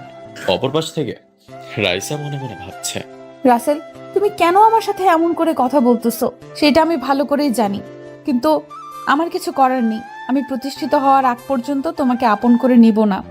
মনে মনে বলল আর হাত দিয়ে চোখের জল মুছল। ওয়ালাইকুম সালাম, আমি অনেক ভালো আছি। আজকে আবার কি কারণে ফোন দিয়েছো? তোমাকে বলেছি না ফোন দিবা না আমাকে?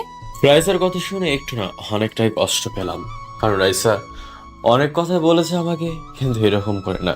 ডাক্তার ম্যাডাম, আমি জানি আপনি ডক্টর, আপনার সঙ্গে আমার কথা বলার যোগ্যতা নেই। তবুও যে মনটা মানে না, জানেন মনটা খুব খারাপ। আমার খেয়ে আমার পরে মনটা শুধুই আপনার কাছেই থাকে, আমার কথা একটুও শোনে না। রাইসা মনে মনে বলে, শুনবে কেন? তোমার মনটা যে শুধুই আমার, তাই তো আমার জন্য ছটফট করে। আমি যখন থাকবো না তখন আপনার তো খুব ভালোই লাগবে, তাই না? আমার মতো তো আর আপনাকে কেউ বিরক্ত করবে না। ওই পাশ থেকে রাইসা বলে চোখটা মুছলাম। ওই পাশ থেকে রাইসা একটু চিন্তিত স্বরে বলল, এই তুই থাকবি না মানে? কোথায় যাবি? আচ্ছা ম্যাম, আপনার মূল্যবান সময় নষ্ট করে এই হতভাগার সঙ্গে কথা বলার জন্য ধন্যবাদ। দোয়া করি আপনার ইচ্ছেগুলো যেন পূরণ হয়। বলেই ফোনটা কেটে দিলাম। কি আর করব, হয়তো সে আমার সঙ্গে কথা বলতে চায় না। একটু আগের কথাগুলো রাইসার আর এখন মনে পড়ে না। এদিকে রাইসা মনে মনে বলছে, আমি জানি আমার প্রতিটি কথা তোমার হৃদয়কে চূর্ণ বিচূর্ণ করে দেয়। জানি অনেক কষ্ট হয় তোমার, আর কিছুদিন কষ্ট করো। শুধু এইটা জেনে রাখো, এই রাইসা তোমার ছাড়া আর কারোরই না। কান্না করে করে বলল।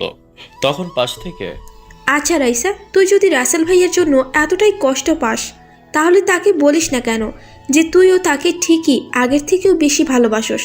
তুই যে শুধুই তার। শোনো, আমি ওকে ভালো করে চিনি। আমি বললেই ও আমার কাছে ছুটে চলে আসবে। আমি তখন আমার স্বপ্ন পূরণ করতে পারবো না।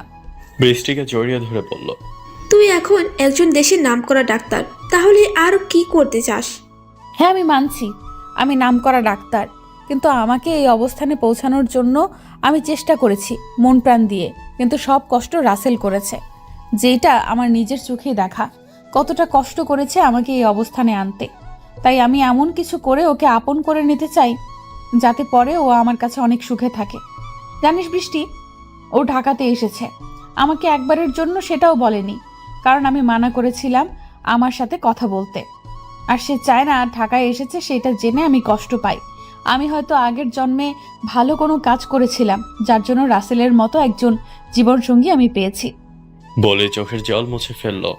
দেখ রাইসা, এমন না করে তার থেকে তুই ওকে মেনে নে, না হয় আবার তোকে চোখের জলে বুক বাসাতে হয়। না, এসব কিছুই হবে না। আমি রাসেলের নামে একটা কোম্পানি কিনবো, যেটা আজ থেকে 3 মাস পরে আমাদের বিবাহের 6 বছর অতিবাহিত হবে। সেই দিন ওকে বুঝিয়ে দিয়ে আমি ওকে নিজের করে নেব, তাতে যতটা কষ্ট পাই না কেন। ও বৃষ্টি, ভালো কথা, আমাদের বাড়িতে একটা কাজের লোক দরকার, তুই ব্যবস্থা করিস। আচ্ছা ঠিক আছে। এই ছিল তাদের কথা। এখন চলুন বেচারা রাসেলের কথা কি দেখে আসি। আমি রাতে ডিনার করে রুমে শুয়ে শুয়ে আগের কথাগুলো ভাবছিলাম, কতটা ভালো আগের দিনগুলো। তখনই ফোনটা বেজে উঠলো পাশে থাকা। তাকে দেখি বৃষ্টি আপুর ফোন, তাই রিসিভ করলাম। আসসালামু আলাইকুম আপু, কেমন আছেন? ওয়ালাইকুম আসসালাম, আমি অনেক ভালো আছি। তুমি কেমন আছো? আমি কেমন থাকতে পারি সেসব তো আপনার অজানা নয়, তাই আবার নতুন করে কেন জিজ্ঞাসা করছেন? সেটা আমি জানি, তবে নতুন একটা খবর আছে আপনার জন্য। আমিও তো চাই না আপনার আর রাইসার মধ্যে দূরত্ব বেড়ে যায়। আপনি এটা জানেন আমি জানি, এখন আপনি কি বলতেছেন শুনি? তার জন্যই তো ফোন দিলাম। রাইসা তার বাড়িতে একটা কাজের লোক খুঁজে দিতে বলেছে। আমি চাই তুমি কাজের লোক হয়ে আসো, কিন্তু রাইসা যেন চিনতে না পারে, ছদ্মবেশে থাকবে। তাও তুমি কাছে থেকে হলেও দেখতে পারবে। আপনার বুদ্ধি আছে জানি। তারপর সব কথা বুঝিয়ে বলার পরে আমি বাড়িতে ফোন দিয়ে বললাম আমার বাড়িতে যাইতে দেরি হবে, এখানে কিছু কাজ আছে। তারপর আমি বাড়িতে সবাইকে বুঝিয়ে বললাম, তারপর এসে ঘুমিয়ে গেলাম। পরের দিন সকালে ঘুম থেকে উঠে নামাজ পড়ে সকালের খাবার খেয়ে বৃষ্টি আপুর দেওয়ার ঠিকানায় চলে গেলাম। এই, আপনি কি আমার বাড়িতে কেন এসেছেন? আমাকে চিনতে পারে নাই? তাহলে আপু, আমি আপনাদের পাশের নতুন কাজের লোক, এবার বুঝতে পারলো। আরে তোমাকে তো কেউ চিনতেই পারবে না, ভালোই বৃদ্ধ সেজেছ। তখনই উপর থেকে, এই বৃষ্টি, এই চাচাকে আর এইখানেই বা কেন এসেছে? উপর থেকে নামতে নামতে বলল। আমি তো রাইসার দিকে তাকিয়ে আছি, কতদিন দেখি না, অনেক সুন্দর লাগছে। মন চাই এখনই জড়িয়ে ধরি। আমার এমন অবস্থা দেখে জোরে জোরে বলল, আরে এই চাচা তো আমাদের নতুন কাজের লোক। ও তাই বল, ভালো হয়েছে তুই বৃদ্ধ কাজের মানুষ এনেছিস। তাই চাচার নাম কি? এর নাম রাসেল। দেখ কি বলে ফেললাম। ম্যাডাম, আমার নাম রহিম। এই আপু ভুলে রাসেল বলে ফেলেছে। আসলে এটা সঠিক জানেন না, বৃষ্টি আপু মনে মনে বলছে। যাক বাবা, বেঁচে গেল। তাহলে ঠিক আছে, শোন, চাচা ঠিক মতো কাজ করবেন। আর বৃষ্টি, তুই এই চাচাকে সবকিছু বুঝিয়ে দে, আমি হসপিটালে গেলাম। ভাই, তুমি আমাকে বাঁচালে। কি নাম বলছিলাম? আমার তো খবর ছিল। তারপর সবাই চলে গেল। এইভাবে চলে গেল একটা মাস। এখন বুঝেছি রাইসার মনটা সবার জন্যে হলেও আমার জন্য শুধু কষ্টের। একদিন বাগানে ফুল গাছে পানি দিচ্ছি আর গান গাইতেছি। আমার ঘরের আঙ্গিনাতে চাঁদের বাতি জ্বলে। আমার সখী আমায় ভুলে থাকে কেমন করে রে, আমায় ভুলে। হঠাৎ বারান্দার দিকে তাকিয়ে দেখি রাইসা আমার গান মুগ্ধতার সাথে শুনতেছে। আমি ওকে দেখে গান বলা বাদ দিয়ে কাজে মন দিলাম। এদিকে রাইসা ভাবতেছে, বৃদ্ধ মানুষের গলা এত সুন্দর কি করে? আর এই গান তো আমি রাসেলের কণ্ঠে অনেক শুনেছি, ঠিক যেন এই রকম কণ্ঠ। না, ও হতে যাবে কি করে? বলে মাথায় একটা টোকা মারে। এদিকে আমি আমার মতো কাজ করতেছি, তখন রাইসা আমাকে ডাকে। আমি রাইসার রুমের দিকে গেলাম। ম্যাডাম, আমাকে কিছু বলেছেন? যদি বলতেন, আমার আরো কাজ আছে তো, সেগুলোরই করতে হবে। ম্যাডামের কাছে নত হয়ে বললাম। আরে চাচা, অনেক কাজ করেছেন, এত কাজ করতে হবে না, এমনিতেই অনেক বয়স হয়েছে আপনার। শোনেন, কালকে আমার একটা বন্ধু আসবে, ভালো মন্দ রান্না করবেন, আমি যেন তার সামনে ছোট না হই। আচ্ছা ম্যাম, আপনার সম্মান যাতে নষ্ট না হয় এমন কাজ আমি করবো না। তারপর সেখান থেকে চলে আসলাম। রাতে শুয়ে আছি, বাড়িতে অনেকের সাথে কথা বললাম, তারপর আপুর সাথে কথা বলে ঘুমিয়ে পড়লাম। এদিকে রাইসা ভাবতেছে, কি ব্যাপার, রাসেল আমাকে একটা মাস হলো ফোন দেয় না কেন? আমি তো কিছুই বুঝতে পারছি না। যে মানুষটাকে 1000 বার মানা করা সত্ত্বেও বারবার ফোন করে খবর নিত, এখন আবার কি হলো? কিছু হয়নি তো? বলে রিয়ার কাছে ফোন দিল। হ্যালো, আসসালামু আলাইকুম ভাবি, কেমন আছেন? আমি ভালো আছি। আব্বু আম্মু আর তুমি কেমন আছো? আমরা সবাই অনেক ভালো আছি, শুধু ভাইয়ার কথা জানি না। মনটা ছোট করে বলল, কেন, তোমার ভাইয়ের কি হয়েছে? ভাইয়া তো ঢাকায় গেছে ঐশাপুদের বাসায়, 1 মাসের বেশি সময় হয়ে গেছে, আর বলেছে কাজ করবে। তারপর আর অনেক কথা বলে রাইসা ফোনটা কেটে দেয়। তারপর ভাবতে থাকে, তাহলে পাগলটা আছে কোথায়? না, আজ একটু আপুদের বাসায় যাব। আব্বু আম্মু আপুটা অনেক ভালো। ভাবতে ভাবতে ঘুমিয়ে পড়ে। পরের দিন সকালে উঠে আমি বাড়ির সব কাজ শেষ করলাম। এর মধ্যে ম্যাডামের বন্ধুটা চলে এসেছে। শালারে দেখে তো আমার মেজাজটা গরম হয়ে গেল। এই সেই দিনের লোকটা, শালারে যে কি করবো। হাই আশিক, কেমন আছিস? আর আসতে কোনো সমস্যা হয় নাই তো? আরে না, আমি অনেক ভালো আছি। তুমি থাকতে আমার কি কিছু হতে পারে নাকি? কথাটা শুনে আমার খুব খারাপ লাগলো। আমাকে হয়তো দিনে দিনে ভুলে যাবে, আর আমি তাকে আপন করব বলে কষ্ট পাচ্ছি। এই রহিম চাচা, খাবার পরিবেশন করো তাড়াতাড়ি, আর এখানে 3টা কফি বানিয়ে নিয়ে আসো। আচ্ছা ম্যাডাম, আমি এই গেলাম আর এলাম। তারপর কফি এনে একে একে সবাইকে কফি দিচ্ছি। যখন আশিককে কফি দিতে যাব, তখন আমার হাত ফসকে কফিটা আশিকের গায়ে পড়ে যায়। তখন রাইসা উঠে এসে এমন একটা কাজ করলো, আমার চোখ বিশ্বাসই করতে পারছে না। আর বৃষ্টির চোখ তো উপরে উঠে যাওয়ার মতো অবস্থা। তাহলে চলো শুনে আসি কি ঘটনা ঘটেছে, যার জন্য সবাই অবাক। রাইসা উঠে এসে ঠাস ঠাস করে থাপ্পড় দেয়। দেখে কাজ করতে পারেন না? দেখলেন তো, ওর কাপড়টা নষ্ট করে ফেললেন। এখন যান এখান থেকে। আমি চোখের নোনা জল মুছে সেখান থেকে উঠে চলে আসলাম। অনেক কষ্ট হচ্ছে, ভুল তো মানুষই করে। ওইদিকে, রাইসা, তুই এটা ঠিক করলি না। চাচার গায়ে হাত তুলতে তোর বিবেকে বাঁধলো না? কি করে পারলি তুই এটা করতে? আমার কিছু খেয়াল ছিল না রে।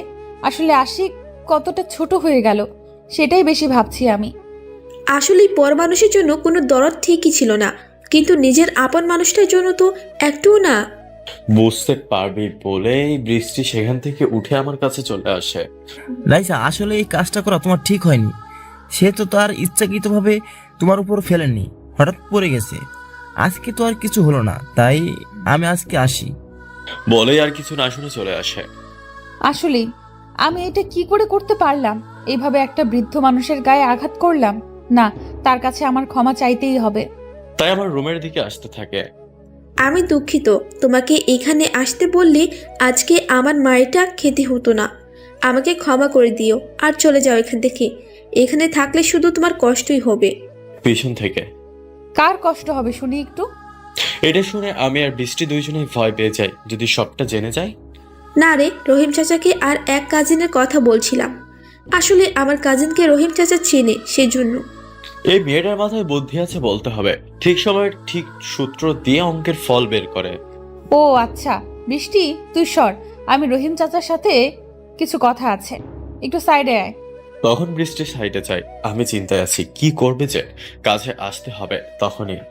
রহিম চাচা, আমাকে ক্ষমা করে দিন। আসলে তখন আমার মাথা ঠিক ছিল না। আপনার গায়ে হাত উঠানো আমার ঠিক হয় নাই। আমি সত্যি অনুতপ্ত এই বিষয়টার জন্য। ম্যাডাম, এমনটা বলবেন না। আমারই ভুল ছিল, আমার উচিত ছিল সাবধানে কাজ করা। আপনি তো আমার ভুল ধরিয়ে দিয়েছেন, এতে আপনার কোনো ভুল নাই। আসলে আশিক বৃষ্টিকে পছন্দ করে, তাই এখানে এসেছিল বিয়ের কথা বলতে। আর আপনার ওই কাজ দেখে আমার রাগ উঠে যায়। এটা শুনে আমি খুব খুশি হলাম, কারণ আমি যা ভেবেছিলাম ঠিক তা না। আচ্ছা ঠিক আছে, আর বৃষ্টি মামনির সাথে তা খুব ভানাবে। কিন্তু আপনার এই ভুলের জন্য আশিক আমাকে কথা শুনিয়ে চলে গেছে। আমি আপনাদের কাছে ক্ষমা চাচ্ছি, আমার জন্য আপনাদের অনেক বড় ক্ষতি হয়ে গেল। দয়া করে আমাকে ক্ষমা করে দিবেন। এভাবে আরো অনেক কথা হলো। একদিন সকালে বাসায় চিল্লাচিল্লির শব্দ শুনে আমি ভিতরে আসি। ভিতরে এসে দেখি কাজের মেয়েটা মেঝেতে পড়ে আছে। এই জরিনা, তোর কি হলো? এমন করে পড়ে গেলি কেন? কিন্তু জরিনার কোনো কথা নেই, নিস্তব্ধ দেহ নিয়ে মাটির সাথে পিষে আছে, ঝাঁকুনি দিচ্ছে শুধু। বাসার সবাই চিন্তিত হয়ে পড়লো। আমার আর বুঝতে বাকি রইল না জরিনার কি হয়েছে। তাই রাইসা ম্যাডাম, আপনি আপনার পায়ের জুতা খুলে জরিনার নাকে ধরেন। আমার কথা শুনে তো তারা রাগে ফায়ার। তাদের মনে হচ্ছে আমি এমন টাইমেও মজা করছি। চাচা, মজা করারও কিন্তু একটা সময় থাকে। দেখতেছেন মেয়েটা অসুস্থ, আর আপনি মজা করতে ব্যস্ত। হ্যাঁ, আপনি মজা করছেন কেন? আরে আপনারা আমাকে ভুল বুঝতেছেন। আমি আপনাদের সাথে মজা কেন করবো? আপনি জুতা শুকিয়ে দেখুন না কি হয়। আচ্ছা রাইসা, চাচা যখন বলতেছে একটু জুতা শুকিয়ে দেখ, তো কি হয়? আচ্ছা ঠিক আছে, তবে যদি খারাপ কিছু হয় তাহলে চাচার কিন্তু খবর আছে। তারপর জরিনার নাকে জুতা শোকাতে জরিনার আস্তে আস্তে ঝাঁকুনি ঠিক হয়ে যায়। তারপর কিছুক্ষণ পর স্বাভাবিক হয়ে যায়। হ্যাঁ রে, আমি একজন ডাক্তার হয়ে যেটা পারলাম না, আর চাচা সেটা করে দিল। আপনাকে অনেক অনেক ধন্যবাদ চাচা। তবে এইটা জানলেন কেমনে যে জুতা শুকালে এই রোগ ঠিক হয়? আসলে ধন্যবাদে ঠিক করবেন না, আমরা তো গ্রামের মানুষ। এই রোগটা হচ্ছে বিবি রোগ।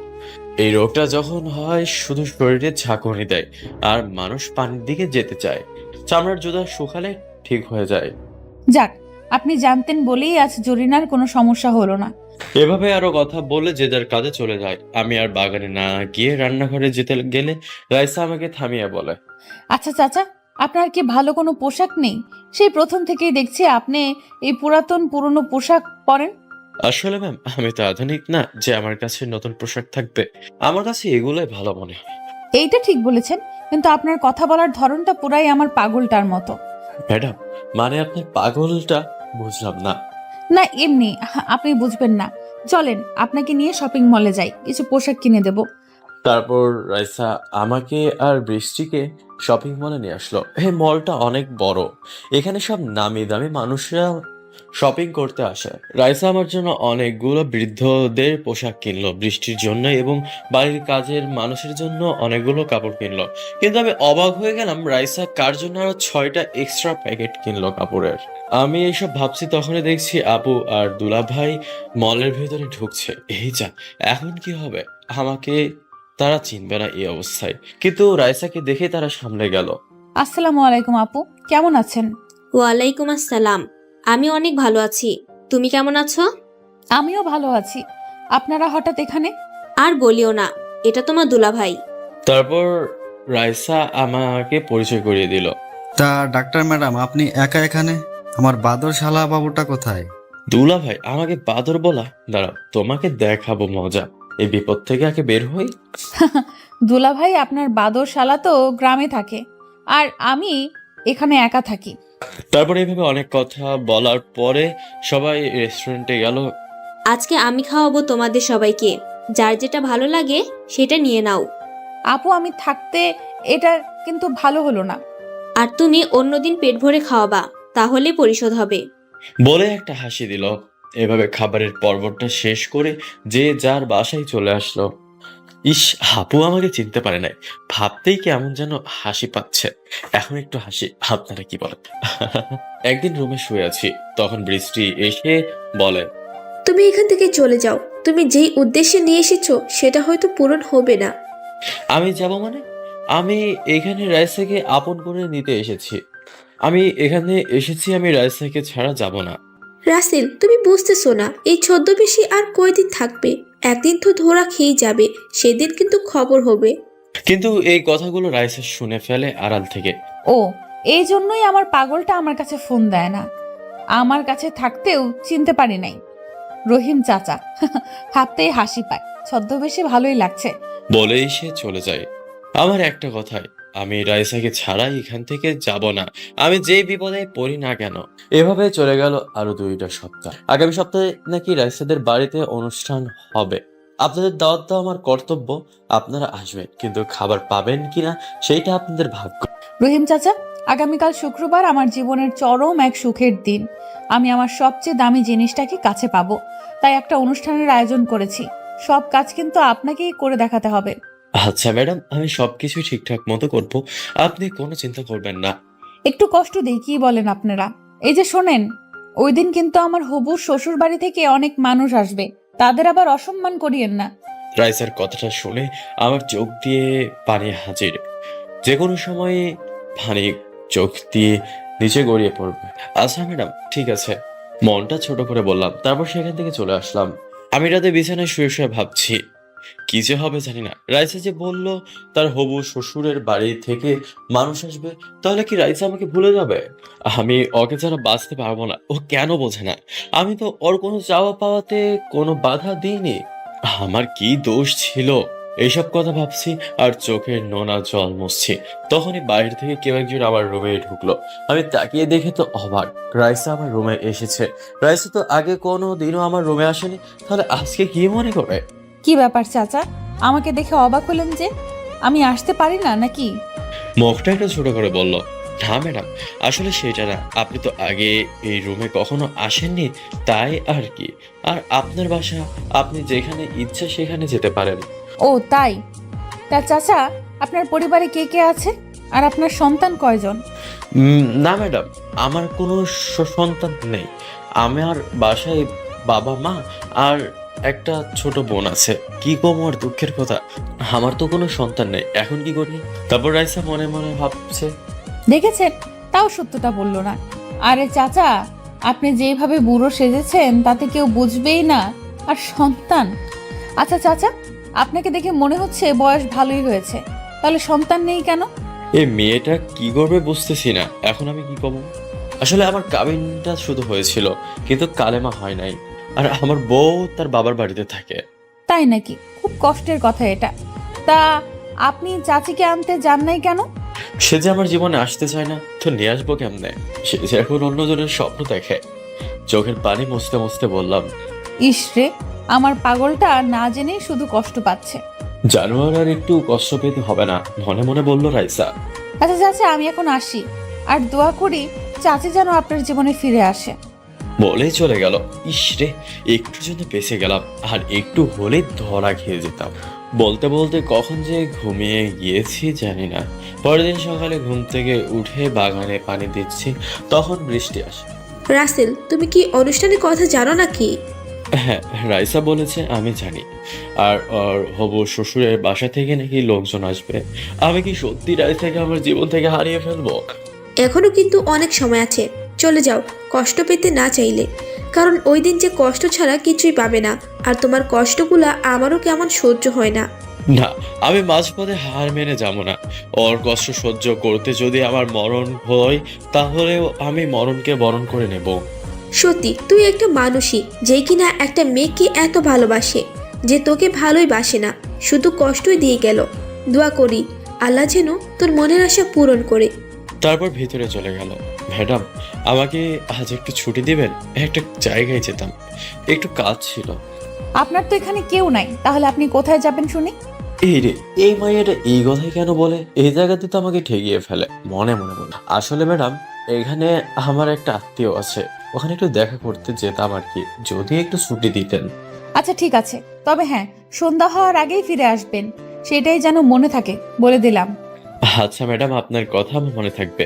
এটা কি বলতে পারি নাকি? তারপর সেখান থেকে চলে আসলাম। এসে রাস্তায় বৃদ্ধ থেকে আবার আগের মতো চলে আসলাম। ভাবতেই কেমন লাগে। রাইসা আমাকে না চিনে চাচা বলে, আর কয়টা সন্তান সেইটা জিজ্ঞাসা করে। আমি এগুলো ভাবতে ভাবতে আপুদের বাসার দিকে হাঁটতে হাঁটতে চলে আসলাম। একটু দূরে আসতে দেখি আপুকে কয়েকটা ছেলে বিরক্ত করছে। আসলে আপু গাড়ি আর বডিগার্ড ছাড়া হয়তো কোথাও গিয়েছিল। আমি সেখান থেকে দ্রুত আপুর কাছে চলে আসলাম। আপু আমাকে দেখে যেন তার প্রাণ ফিরে পেল। আপু এরা কারা, আর তোমাকে বিরক্তই করছে কেন? আসলে আমি এদের একটা কাজ করতে মানা করাই, এরা আমাকে মারতে চায়। কাদো কাদো গলায় বলল, কিরে তোদের এত বড় সাহস, আমার আবুকে মারতে চাস? দেখতে হয়তো তোদের কলিজা কত বড়। হা হা হা, আমাদের কলিজা দেখার আগে তোর কলিজা বের করে ভেজে খেয়ে ফেলু। এই মার শালারে। বাকিদের উদ্দেশ্যে বলল।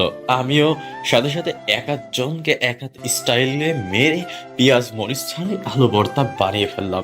এই তোর আপুর কাছ থেকে ক্ষমা চা, আর বল যে আম্মা আর জীবনে আপনার কাছে আসবো না। বখাটেগুলো সেইটা করলো, আর আমি আপুর কাছে চলে আসলাম।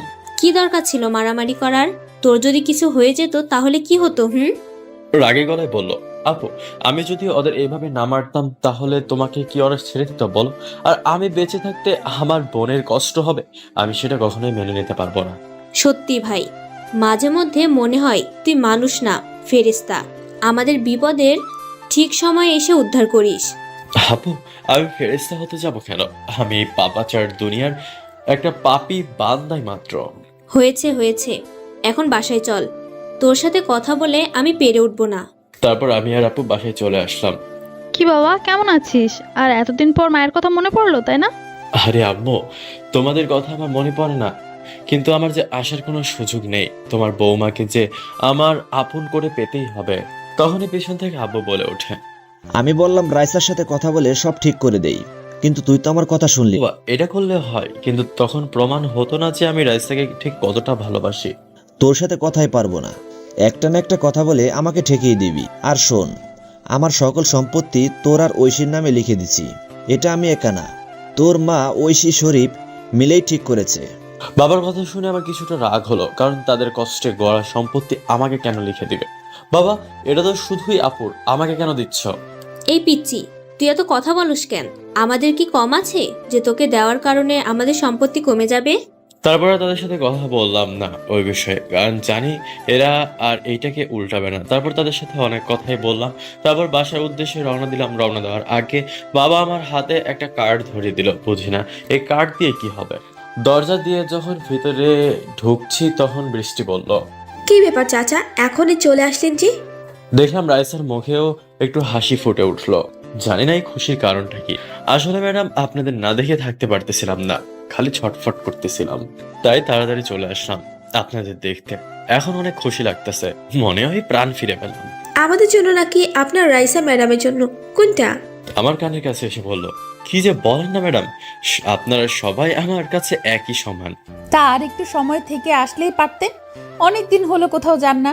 না ম্যাডাম, সেই সকালে গিয়েছি, আর ভালো লাগলো না। আসলে ম্যাডাম আপনাদের সাথে অনেক দিন ধরে আছি তো, আপনারাই আমার পরিবারের মতো হয়ে গিয়েছেন। রাইসা মনে মনে বলল, পরিবারের মতন কি? আমি তো তোমার পরিবারেরই একজন। এভাবেই চলে গেল আরো কয়েকটা দিন। কালকে এই বাড়িতে অনুষ্ঠান হবে, জানি না কি হবে। আমি ঘুমিয়ে গিয়েছি। পরের দিন সকালে ঘুম ভাঙে রিয়ার ডাকে। আমি তো রিয়াকে দেখে ভূত দেখার মতো অবস্থা। এই রহিম চাচা আপনাকে কাজ করতে ডাকতেছে, কত বেলা হয়ে গেছে দেখছেন? যাক বাবা, আমাকে তো চিনতে পারেনি।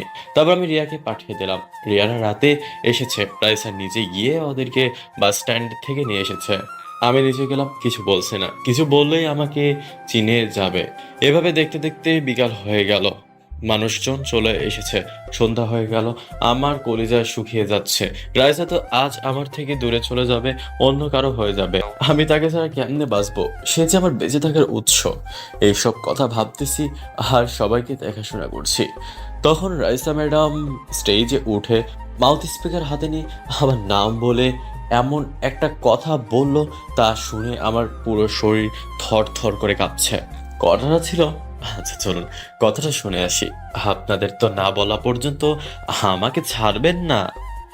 হ্যালো লেডিস অ্যান্ড জেন্টলম্যান, আপনারা আমার বাড়িতে আসার জন্য আমার এবং আমার স্বামীর পক্ষ থেকে জানাই অনেক অনেক শুভেচ্ছা ও অভিনন্দন। আপনারা জেনে খুব আনন্দিত হবেন যে আমাদের মাঝে এমন একজন মানুষ উপস্থিত আছে যার কোনো তুলনা হয় না। সবাই তো এই কথা শুনে কানাকানি শুরু করে দিল, কে সেই মানুষ, কে সেই মানুষ। আপনারা অবশ্যই চিন্তায় আছেন এটা ভেবে যে কে সেই মানুষ। তাহলে শুনুন, সে হলো আমার বাড়ির কাজের লোক রহিম চাচা। সবাই রহিম চাচার কথা শুনে অবাক হয়ে গেল, কারণ এত বড় একটা ডাক্তার মানুষ আর তার বাড়ির কাজের লোকের এত মহান বলতেছে। হ্যাঁ, ঠিকই শুনেছেন। আর আপনাদের এই আনন্দ আরো জাগ্রত করে তুলতেই আপনাদের একটা সুন্দর গান শোনাবেন আমাদের রহিম চাচা। আমার কথাই বলতেছে, আমি গান কেমনে গাইবো? আমি যেখানে সবার সামনে কথাই বলতে পারি না।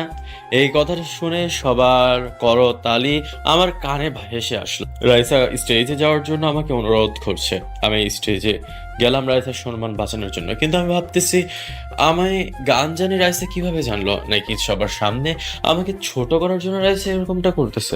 কি ব্যাপার চাচা, তাড়াতাড়ি গান শুরু করেন, সবাই অপেক্ষা করতেছে আপনার গান শোনার জন্য। আমি অনেক ভাবনা চিন্তার পর একটা পুরাতন গান ধরলাম, কারণ কথাই আছে ওল্ড ইজ গোল্ড। আমি নিচের দিকে তাকিয়ে গান শুরু করলাম। জানি না কি হবে। আমার মনের রাজ্যে ছিল এক এমন রাজকুমারী, তাকে ভালোবেসে দিয়েছিলাম যা ছিল আমারই। আমার বুকে মাথা রেখে বলতো মনের কথা, ব্যাক করিয়া নিতাম দুজন দুঃখ কষ্ট মনের কথা। আমি যে ছিলাম তার প্রেমেরই পূজারী, তার ভালোবাসা শুধুই করলেও আমার পথেরই ভিখারি। তারে কত ভালোবাসি জানে না রে জগৎবাসী, জানে শুধু অন্তরবাসী। যখন তোমার কেউ ছিল না তখন ছিলাম আমি, এখন তোমার সব হয়েছে পর হয়েছি আমি। গানটা বলে হাত দিয়ে চোখের পানি মুছলাম, কিন্তু চারদিক নিস্তব্ধ, কেউ কিছু বলছে না।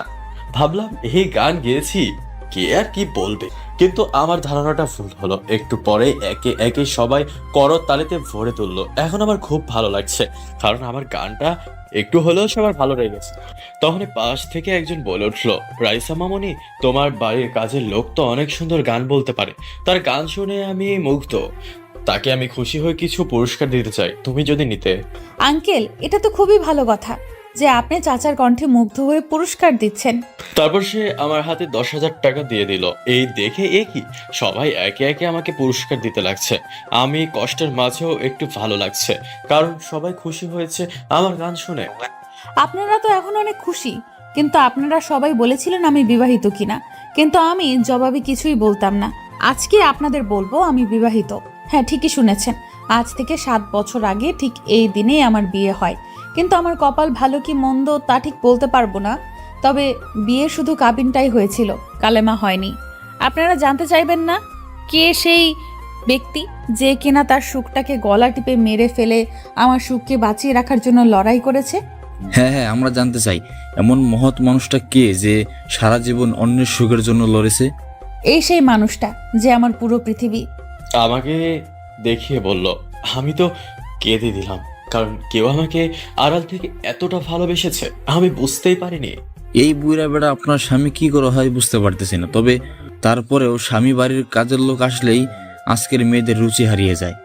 আপনারা এখনো আসল কথাটা জানেন না, তাই আগে শুনে পরে ভাবেন। এই যে বুইড়া মানুষটাকে দেখতেছেন, সে আসলে বুইড়া না, সে আমার কাছাকাছি থাকার জন্য ছদ্মবেশী হয়ে আমার বান্ধবীর মাধ্যমে আমার বাড়িতে কাজের লোক হিসেবে থেকেছে। কোনোদিন বুঝতেই পারতাম না যদি ওর আর বৃষ্টির কথা না শুনতাম। রাইসা, ও আমি আর বৃষ্টি সেদিন যে কথাগুলো বলেছিলাম সেগুলো তাহলে শুনেছিল, তাই তো বলি। রাইসা কোনোদিনও আমার রুমে আসে না, কিন্তু সেদিন কেন আসলো এইসব ভাবছি আমি। তখন রাইসা আমার মুখে থাকা দাড়ি মোজ সব খুলে দেয়। এইসব দেখে তো সবাই অবাক হয়ে যায়। জানেন রাসেল কি জন্য আমার বাড়ির কাজের লোক হয়ে আছে? জানেন না তো? তাহলে শোনেন। আমি ওকে প্রথম দিন বলেছিলাম আমি যদি এখন বিয়ে করি তাহলে আমার পড়ার ক্ষতি হবে, তার জন্য কাবিন করে রাখে, যার জন্য সবার অনেক কথার সম্মুখীন হতে হয়েছিল ওকে। আমি ওর থেকে আরও চেয়েছিলাম যেন সে আমাকে ডাক্তার বানায়, সেও রাজি হয়ে যায়।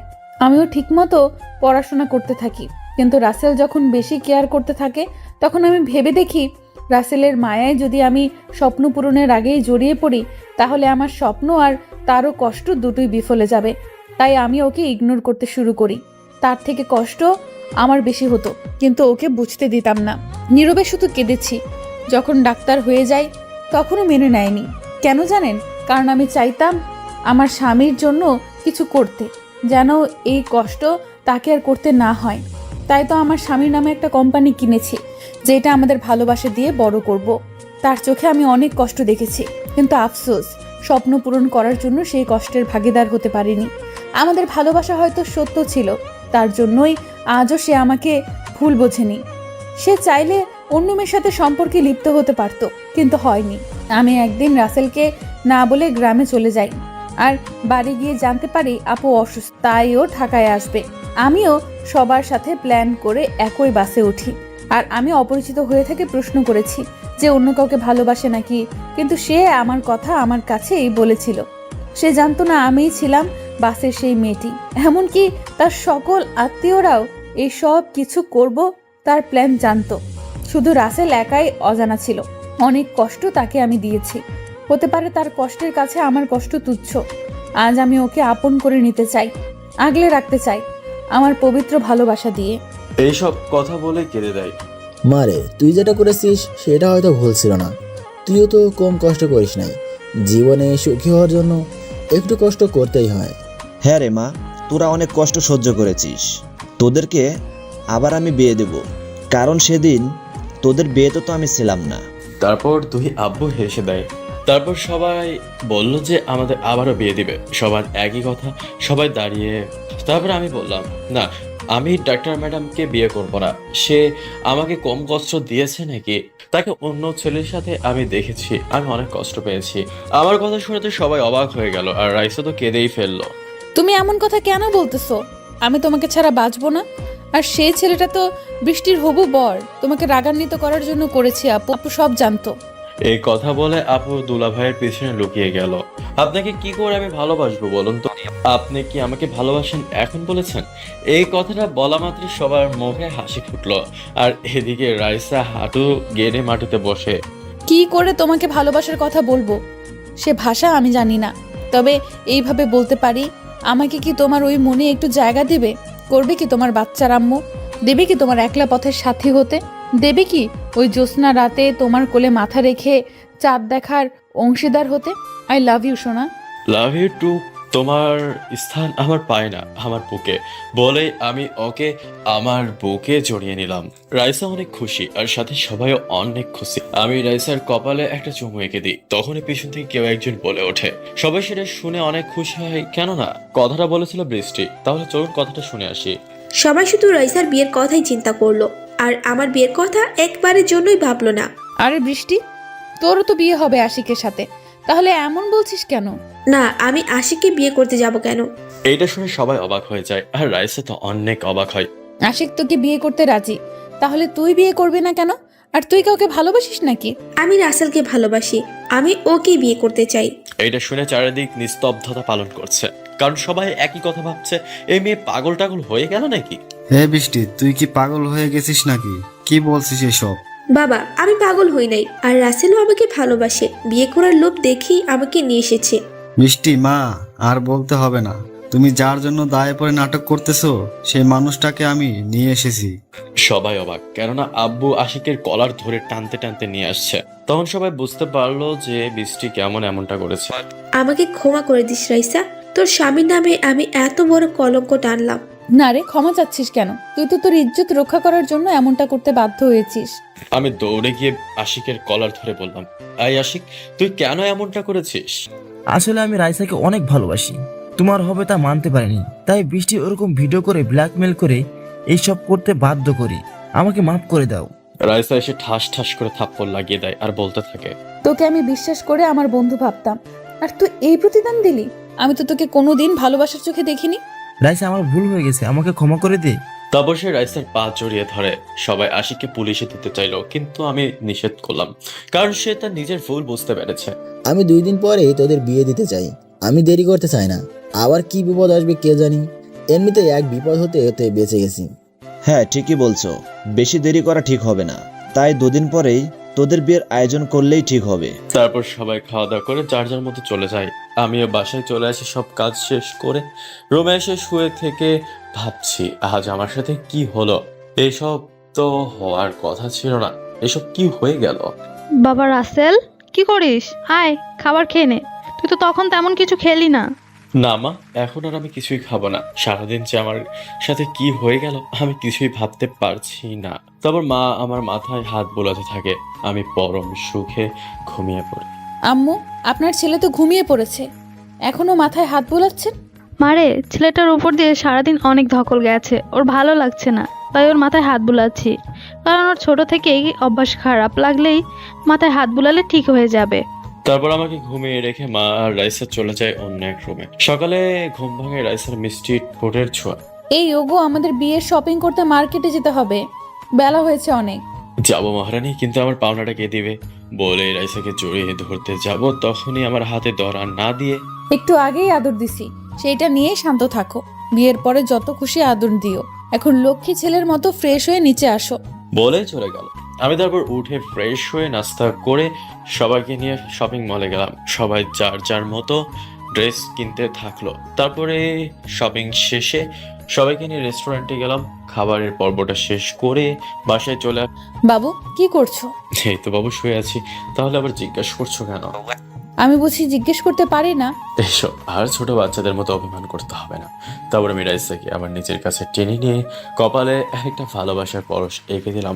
তারপর রাইসা আমার বুকে শুয়ে থাকলো।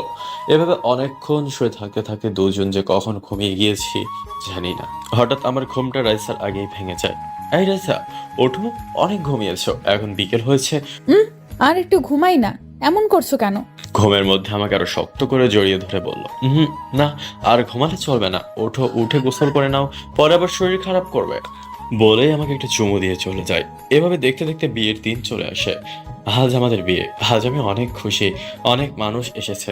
আজ আমি রাইসাকে আমার আপন করে পাবো। দেখতে দেখতে আমাদের বিয়েটা ইসলামী শরীয়ত অনুযায়ী হয়ে গেল। রাইসাকে একটা রুমে রাখা হয়েছে, সবাই রাইসার সাথে কথা বলছে। এদিকে আমার সাথে কেউই কথা বলছে না, তাই একা একাই ছাদে বসে আছি। একটু পর ছাদে কারো উপস্থিতি টের পেলাম। তাকিয়ে দেখি বৃষ্টি। রাইসা তোমার জন্য রুমে বসে আছে, আর তুমি এখানে কি করো? কিছু না, আসলে কিছু ভালো লাগছে। সবাই তো রাইসাকে নিয়ে ব্যস্ত, তাই এখানে একটু মনটাকে চাঙ্গা করতে আসলাম। মনকে চাঙ্গা অনেক করেছো, এখন যাও, আমার বান্ধবীটা একা একা বসে আছে। আর হ্যাঁ, বিড়ালটা কিন্তু মারা চাই। বলেই হেসে ফেললো। আমি নিচে আসলাম, রুমের সামনে দাঁড়িয়ে আছি। তারপরে এক বস্তার সাহস নিয়ে রুমের মধ্যে ঢুকলাম। কিন্তু আমার বউ কোথায়? রুমে তো নেই, ওয়াশরুমেও নেই, কোথায় গেল? আমার একটু একটু চিন্তা হতে লাগলো, কিন্তু আমার চিন্তা ভুল করে রাইসা একটু পরে বাইরে থেকে এসে আমার পায়ে হাত দিয়ে সালাম করলো। ওঠো ওঠো, তোমার জায়গা আমার পায় না এই বুকে। বলে আমি ওকে আমার বুকে নিয়ে কপালে একটা ঝুমা এঁকে দিলাম। এই ছাড়ো, আগে চলো নামাজ পড়ে আল্লাহর কাছে আমাদের সংসার জীবনের সুখ চেয়ে নেই। তারপর আমরা দুজনে অজু করে নিয়ে নামাজ পড়ে নিলাম। তারপর রাইসাকে আমি খাটে বসিয়ে দিয়ে লাঠি নিয়ে বিড়াল খুঁজতে লাগলাম। এই, তুমি পাগল টাগল হলে নাকি? এভাবে পাগলের মতো কি খুঁজতেছো? না মানে বৃষ্টি আপু বললো আজকে নাকি বিড়াল মারতে হবে, তাই বিড়াল খুঁজতেছি, কিন্তু ঘরের কোথাও তো বিড়াল নেই। আরে গাধা, এই বিড়াল সেই বিড়াল না, আসো আমি বিড়াল দেখিয়ে দেই। তারপর আমি খাটে গিয়ে বসি। তারপর রাইসা আমার ঠোঁট চোরা তার ঠোঁটের দখলে নিয়ে নেই। এভাবে 10 মিনিট চলে, তারপর ছেড়ে দেয়। আমি হাঁপাচ্ছি। এই, আমাকে তো আর একটু হলে মেরে ফেলতে। এইভাবে কি কেউ বিড়াল মানে নাকি? কি সব বলো পাগল একটা, এইভাবে কেউ বলে?